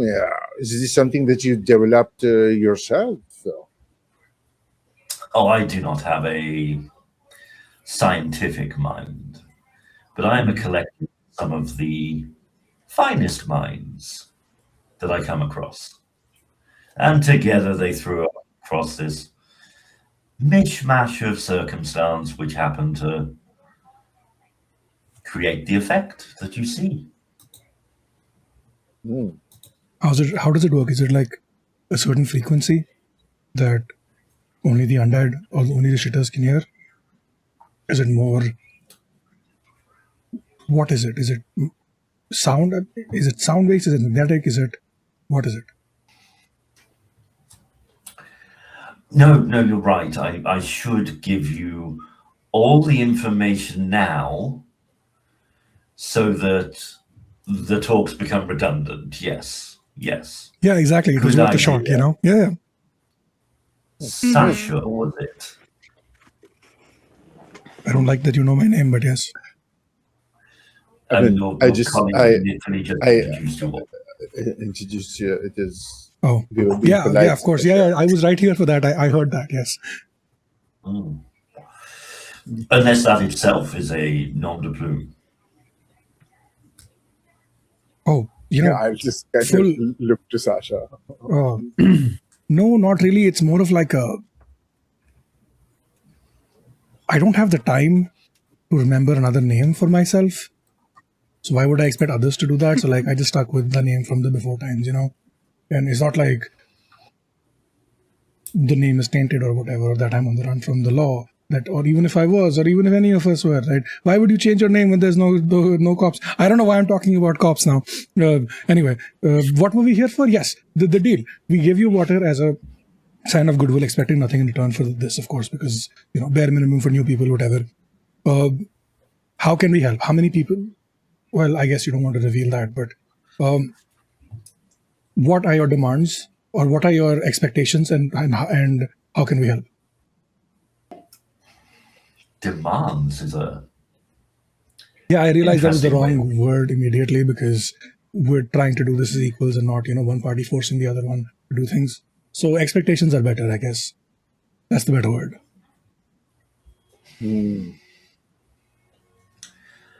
I mean, I'm a fair man. Everyone here would say so, would you not? And he kind of looks at the crowd and they all go, yeah, very fair. I think Andre just raises a single eyebrow. Like, Yeah, Lee is just like squinting, looking so unimpressed at everything this man is saying.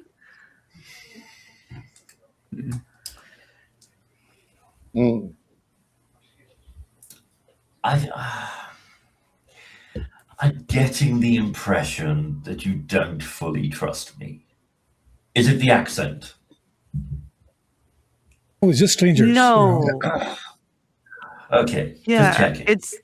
it's the what you're doing that's shady. Offering protection in exchange for clean water.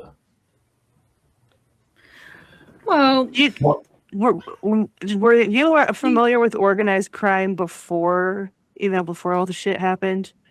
Like, hey, this is a lovely bodega you have here. It would be a shame if something were to happen to it. Oh, this isn't some protection racket. To be a racket, it has to be almost a false perception of protection, doesn't it? It's protection with a threat. This is protection with protection. But this protection can be turned off. Yeah. This is protection with the power imbalance. Just protect us and we'll let you have water, as easy as that. But it isn't as easy as that, so you want something else, so just give it to us straight. You're a resourceful bunch. We've seen that from our brief observations. You have been watching us? Oh, perverse.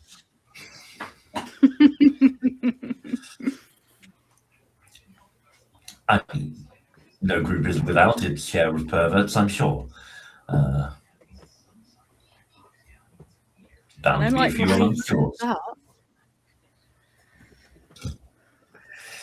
No, a little voyeurism. Know thine enemy is probably the wrong phrase here. Know thine competitors. I think in that moment we have a beautiful moment to kind of say, like, when this guy says every group has that pervert, who do we all think of in our settlement? Who is the pervert?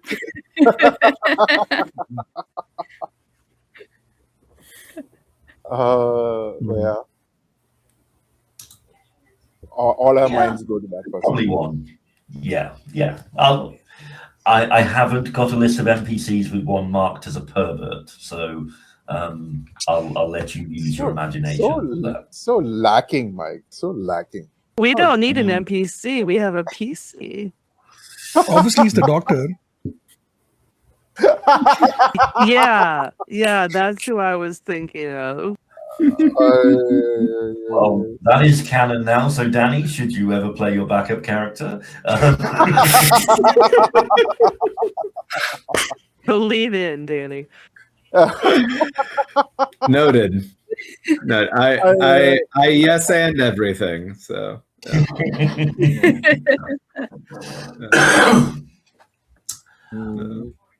So the nitty-gritty is what you want. No casual chit chat before we get to it. That's a shame. Conversation Well, we is can so have casual lacking chit these chat days. after. Sounds good. We'll have You a tea know. party. Work hard. Yeah, work hard, play hard. We'll do the working hard first. We can do the playing hard after. We quite like it here. The surroundings suit our purpose. So we'll keep the wall up for unfettered access to your little desalination plant. And maybe come and go as we please. What does unfettered mean? Because there's only a limited amount that we can produce every day. So if you take all of it, then what's left for us? I think which is why I was going to ask you how many people you have so we can come to a fair arrangement. So, Sasha, I'm not sure if you're familiar with the process of desalination. It's you put salt water in and get fresh water out, yes? Yes, but the process takes time. So we can only process so much water per day, right? It's not about... Yes, you're literally on the ocean. Yeah, no, it's not about how much salt water we have. It's about how much fresh water we can produce. How much salt water we can pump into the tank, because the tank is only limited size, right? And then that gets turned into fresh water, and that takes time. So I didn't mean like we don't have salt water. I meant more like we can only produce enough because our tanks are limited in size. You know, unless we can figure out a way where you work with us, we get ourselves a second tank, which would be beneficial for everyone involved. Or we build something. You know, you have engineers, we have engineers. We can work together. We can build a second tank, or like I guess 2 more tanks, one for an extra salination, one for extra fresh water. We could do that. I mean, I think that seems a pretty good idea. It'd be good for us. You can have one full tank worth. We can have one full tank worth. These seem like things that can happen over the course of a long and friendly it'll take time. symbiosis of groups for sure. Half is what we are looking for. 40%. Okay, but as Sasha was saying, how many people do you have in your group? We can do the maths, work out what's fair and equal. Also, quick. How many people do we have in our group? Roughly. Roughly 40 to 50 people in your core group, plus half a dozen on the cruise ship. Okay, so around 60 people. 50 to 60, yeah. Let's say 60 is a kind of top number. Okay. So how many people do you have? I would like manipulation or leadership roles from people for this interaction. I'm going to make my own. Oh, I can do manipulation. I think I'm definitely going leadership, like trying to support the young'uns and their argument, and by also adding in. I mean, you know, if you think it is only walk here, but when was the last time you had a cherry tomato?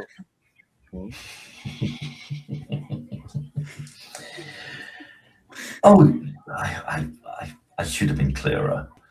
The arrangement isn't just for half the water. Half of your entire means of production: fish, water, vegetables, plant, food. I mean. Oh. Okay, but you are not answering my question. How many people do you have in your group? Okay, because let's say you only have 10 people. You have half, and then all of our people are going to be left with nothing. If you have around 50 or 60 people, we can do half. That's absolutely fine. So answer my question. How many people do you have roughly? Manipulation or leadership roles from the 4 humans.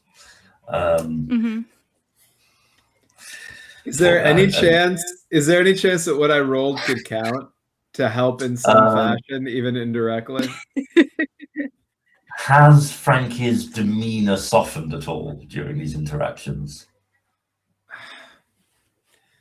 Frankie is taking emotional cues off of Frankie's people and doesn't have any reason to trust these other people. So it's probably, generally speaking, going to be defensive. But if there is they're a service animal, right? So if there is some sense of distress coming off of these new people, there is a chance that Frankie would take a comforting action. Now, I'm going to warn the table that would possibly create stress for all of your characters, because Frankie can only do that by physically approaching. So we'd have to physically approach this person to provide comfort. That having been said, I don't have anything in manipulation or leadership, so I rolled 3d6 in case it was useful, and I got 2 6s. Mike, I got 2 of them. Danny, I'm going to do say, that what you will. Yeah. If you wish to use your kind of support by using the inspiration I gave you earlier, done. Yes. To make those 2 6s count, you may. Sure. Which means I only need then, combined from the other 4 people, 3 successes for him to answer your question honestly. That's good that Danny 3 counts, sixes. because I got snake eyes. Okay. I got. I just put the screenshot in the thread. Double 6s. Okay, 2 successes there. So I got one a more 1, from between. so I fucked us. I could take a stress and redo it, actually. You know what? Fuck it. With the stress, I roll an extra die, right? Yep. But don't roll a 1 on that stress die. The last one is the stress die. It's a 6. I got 3 6s. What the fuck? Okay. Fucking go. Right. I'm going to take a stress and re-roll a dice. Nah. Be happy. Yeah. I got no You know, when you take sixes, a- but I also I didn't get one. When you take a stress, you're able to re-roll all of your dice plus a new one. Oh. Yeah. Let me do that again then. Wait, I'll keep my my original one then. Mhm. Yeah, no, still nothing. That's okay. Not Combined, getting you have sixes, enough. but I'm not getting ones. Okay. Mhm. You have enough combined with Danny's aid, or Frankie's aid, I should say, to get an honest answer from Ahab. So he turns to you, Lee, and says, well, there are the 15 you can see before you, the 6 you will have no doubt seen outside. Okay, so 21 so far. That's a third. And another 15 or so that you can't see, plus anyone else we gather up along the way. So 40, 60, so around, right? around 2. Yeah. That sounds good. Yeah, so we give you 40%, we keep 60%. Is that fair? In return, thank you keep for answering my question. Yeah, that too, yeah. In return, you keep us safe from the zombies and from the shitters, and potentially your engineers and our engineers work together to build extra tanks to support all of us. Seems. And then when you amenable. have the extra tank, you have 100% of that. So. Also, what are you guys doing for food right now? Are you just scavenging, or do you have farm set up? What is your framework? You don't have to answer that if you don't want to, but the reason I ask is that if you don't have a framework set up, you can send some people with us so that there are more people who are fishing to increase the total number of fish we catch, which means we can feed more people, that kind of thing. Because if you have like 40 people who are sitting in here doing nothing, they could be productive helping their people and us. We can do like a trade, right? Every week you send 10 people, we send 10 people, they learn from you, your people learn from us, and then we switch and then we swap. Seems like a cool thing to do. That actually sounds like a wonderful idea. Now, my only problem with all of this, which it sounds on the surface, everything that we had hoped to achieve. My only problem, and I really wish it wasn't a problem,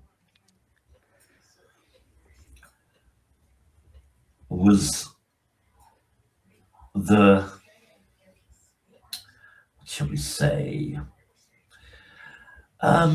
member of your party who's been poking their nose around whilst we've been sat here. And they will click their fingers. And you will see two people leading Irina out, Oh, for God's sake. dragging them along at their heels. Spying is so uncouth and not a good way of showing trust. Okay. We literally told her to stay back because she was going to do shit like this. And she's a lying little bitch. Mhm. We told her that she was going to ruin this for us. So well done, Irina. Well done. At this point, every rifle in the building raises. Okay, listen, I'm going to put my hands up. I'm going to drop my rifle. I'm going to put my hands up. Listen. Did you not do stupid shit when you were 16? Did you not, I don't know, break a neighbor's window while playing cricket? Or climb that tree to steal mangoes or whatever the fuck else and got caught and reprimanded by your elders for it? Children do stupid shit. Irina's 16.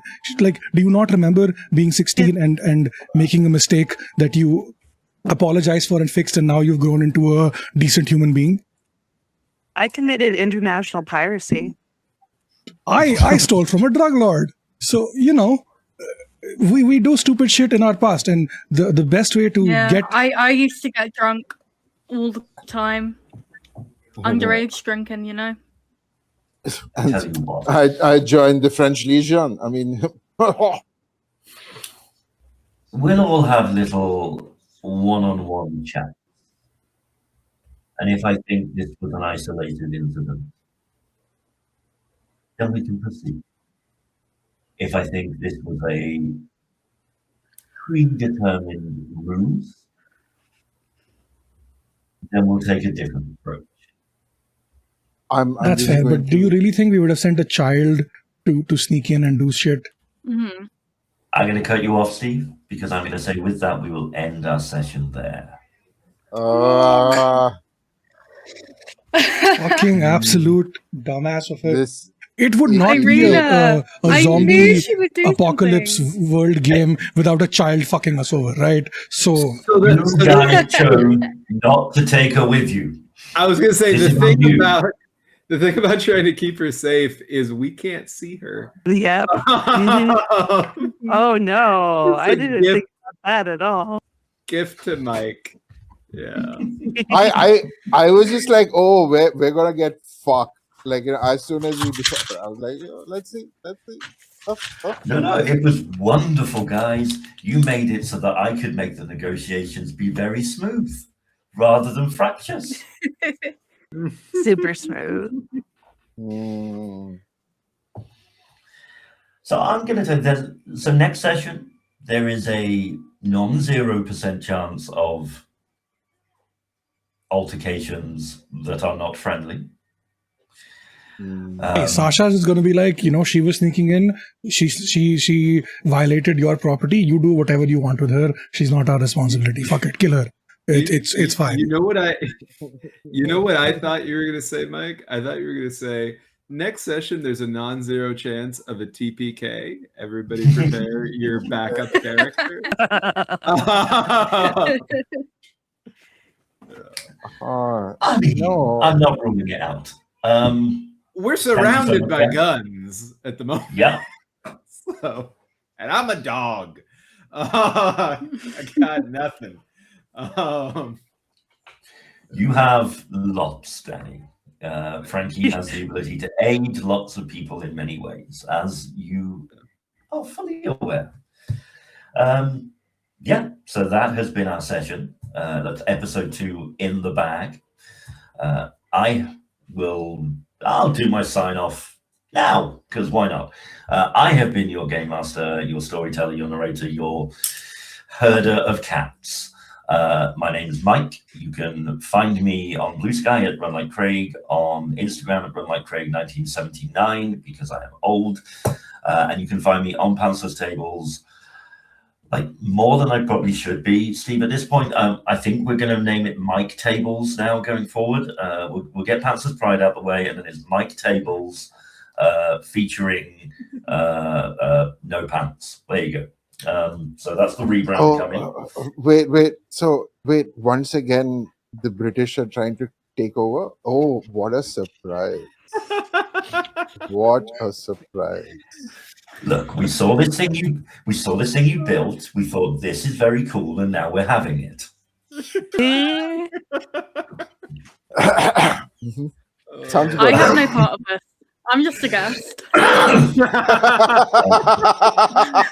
am not, for clipping purposes, I am not participating. I am backing away from the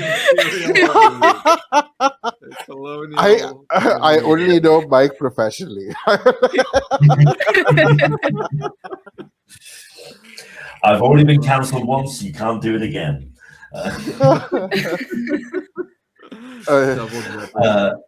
I will kick it over to our wonderful cast of players to tell you where you can find them. We'll start with Danny because it's the long list. So we'll go with Danny first. Jeez, I didn't expect to go first. Thanks. Hi, everybody. I'm Danny Mendoza, he, him. I've been Frankie, also he, him. You can find me anywhere on the internet under Danny R. Mendoza. Just put that wherever you want. I'm probably there, but Blue Sky is a good place to look for my TTRPG stuff. So alongside being here, and thank you so much, Mike, Steve, everybody at the table for having me be a part of this and trusting me to play a dog in it. I'm very grateful for all of that and all of you. I am doing more stuff here. We have finished airing the primary series of A Fractured Sky, which is our Rocket Club series here in Pantsless Tables. But we do have a talk back coming up, which Steve, I believe, is on the 19th. It'll be coming out. Yep.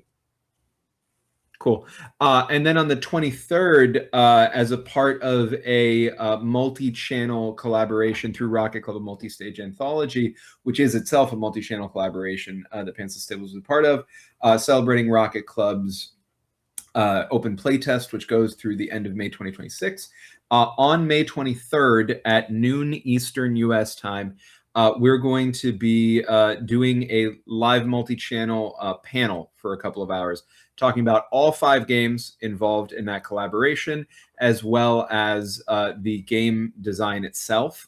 M. Hubbard, the creator of the game, is going to be on the panel with us. Steve's going to have a special message. Assis is going to be representing our show here on Pantsless Tables. We're going to have folks from Pocket Dragon Pub, Streaming Rainbow, and Nerds with Dice as well, which are the other participating channels. I'm going to be moderating.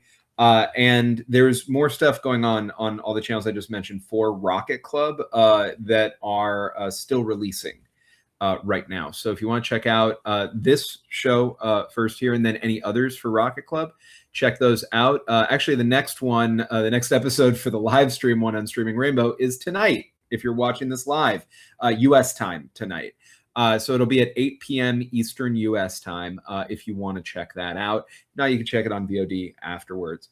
So we've got that going on. And if you want to get a copy of the game for free through the end of May 2026, you can go to evilhat.com/rocket-club. That's evilhat.com/rocket-club. Sign up to be a playtester. Get a 172-page PDF plus supporting materials for free. This is a really beautiful game created by M. Hubbard, published by Evil Hat, that can be even better with your feedback. So the only thing that we ask is if you get those materials, you check out the shows, you read the materials, you get to play with them a little bit. If you have any feedback, please share them officially through the form that you'll be given as a playtester when you sign up where I just mentioned, because then you'll be credited as a playtester in the book and you'll help make this game even better than it already is. Alongside that, the main thing I want to highlight, because I'm in too many things to mention, just follow my my Blue Sky, like I mentioned, is lots of stuff coming up for Pride, including what we're doing for Pride here. I'm going to be involved in, aside from what we're doing in this show, another thing for Pride here that I'm really excited about, that hopefully you'll be hearing more about soon, and on all the other channels that I mentioned. Right now in May, we're raising money through Many Face Plays, Queers and Spears, and through Streaming Rainbow for Doctors Without Borders, working with Streamers Without Borders, and Just the Human and Charity TRPGs to raise money specifically for Palestinian aid. So the next game in that is actually tomorrow, if you're watching this live. So that is Saturday, May 16th at 8 p.m. Eastern US time. Going to be running level 20 D&D with the deck of many things and all of these incredibly OP level 20 characters. I'm telling my players, put more in. They're like, no, but why? They're getting scared, and they should be. I get to use CR23 to CR30 adversaries, plural, across the board in this multiversal extravaganza that you can donate money to influence directly. We have donation incentives on Tiltify. So if you're interested in that, check that out. We're also going to be doing, as part of a 24-hour streamathon that Just the Human is running over at Many Face Plays and Queers and Spears. We are going to be doing Pasión de las Pasiones Mass Effect Edition. I finished it last night. A custom play set for this purpose, setting it in Mass Effect 2 if you're a Mass Effect head. On Omega. So that's going to be really exciting. That's 2:30 p.m. Eastern US time on May 21st. Now I'm going to shut up because there's a lot more stuff, but you can just follow me, and I'm going to kick it over to Adi. Hello, people of the internet. I am Adi MK, and you can find me at Adi MK on Blue Sky and on YouTube, and at Many Face Plays here on Twitch. Lots of fantastic things happening, and lots of things that we're cooking up on for further things as well. But yeah, I think what I am only going to plug is Pantsless Pride and everything that we're going to do for the Trevor Project, which is going to be amazing work. Hey folks, if the government can't actually solve problems, it's on us, sadly. But yeah, much love. I'm going to pop it over to Mon. Thank you. My name is Morn Putman Trimmer. My pronouns are they, them. You can find me on Instagram and Blue Sky at Morn Putman Trimmer. It's just my name. You can also find me on Damsels in Distress or Damsels D&D, depending on the platform. We have just finished our first campaign. It finished a few weeks ago, so perfect time to start watching it, because now you don't need to be in waiting mode anymore. It's all there, done and dusted. But excitingly, in soon, I don't believe we have a set date yet, but soon we've got our season 2 of Fey Earth coming out with the creator Neil. So you have that to look forward to.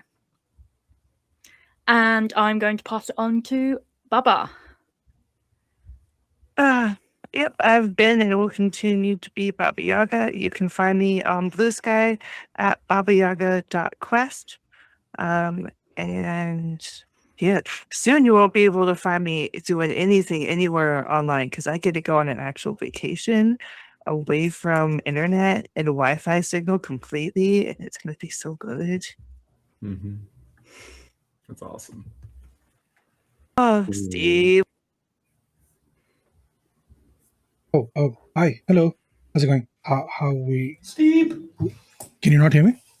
Oh. Yeah. Oh, you can. Okay. Hi.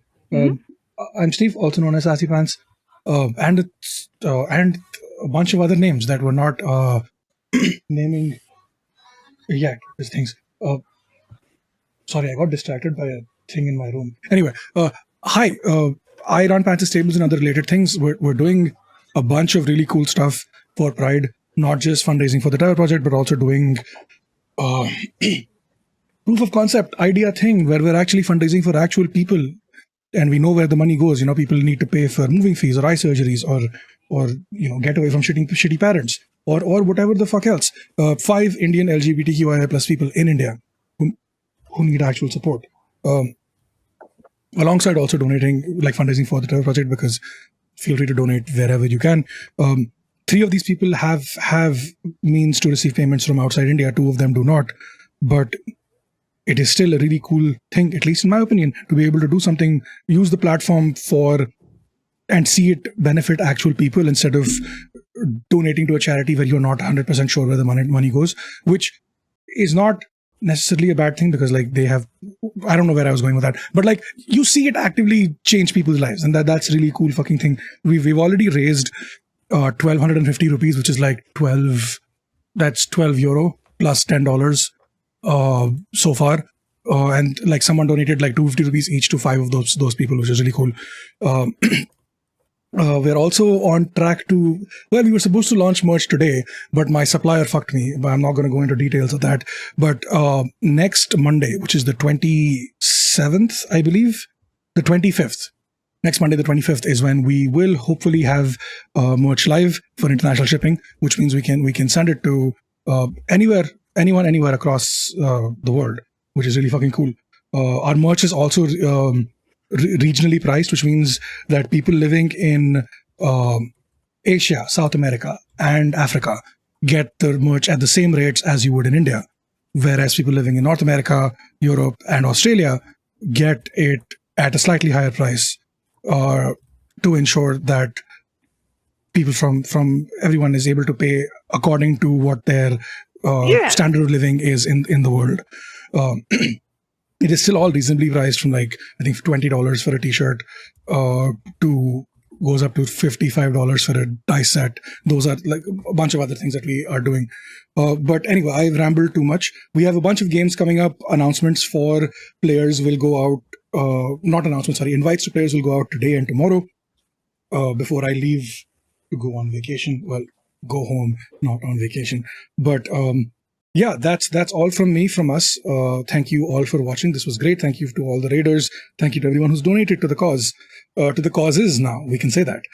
I am so glad we were able to make this work before the Pride stuff fully got into effect. But yeah, that's me. We'll see you tomorrow. No, not tomorrow. We'll see you Tuesday for the talkback for Rocket Club. Yeah, that's that. Cool. Okay. Bye? Question mark? We'll see you in 2 weeks. Yeah, that too. Yeah. Bye. Bye.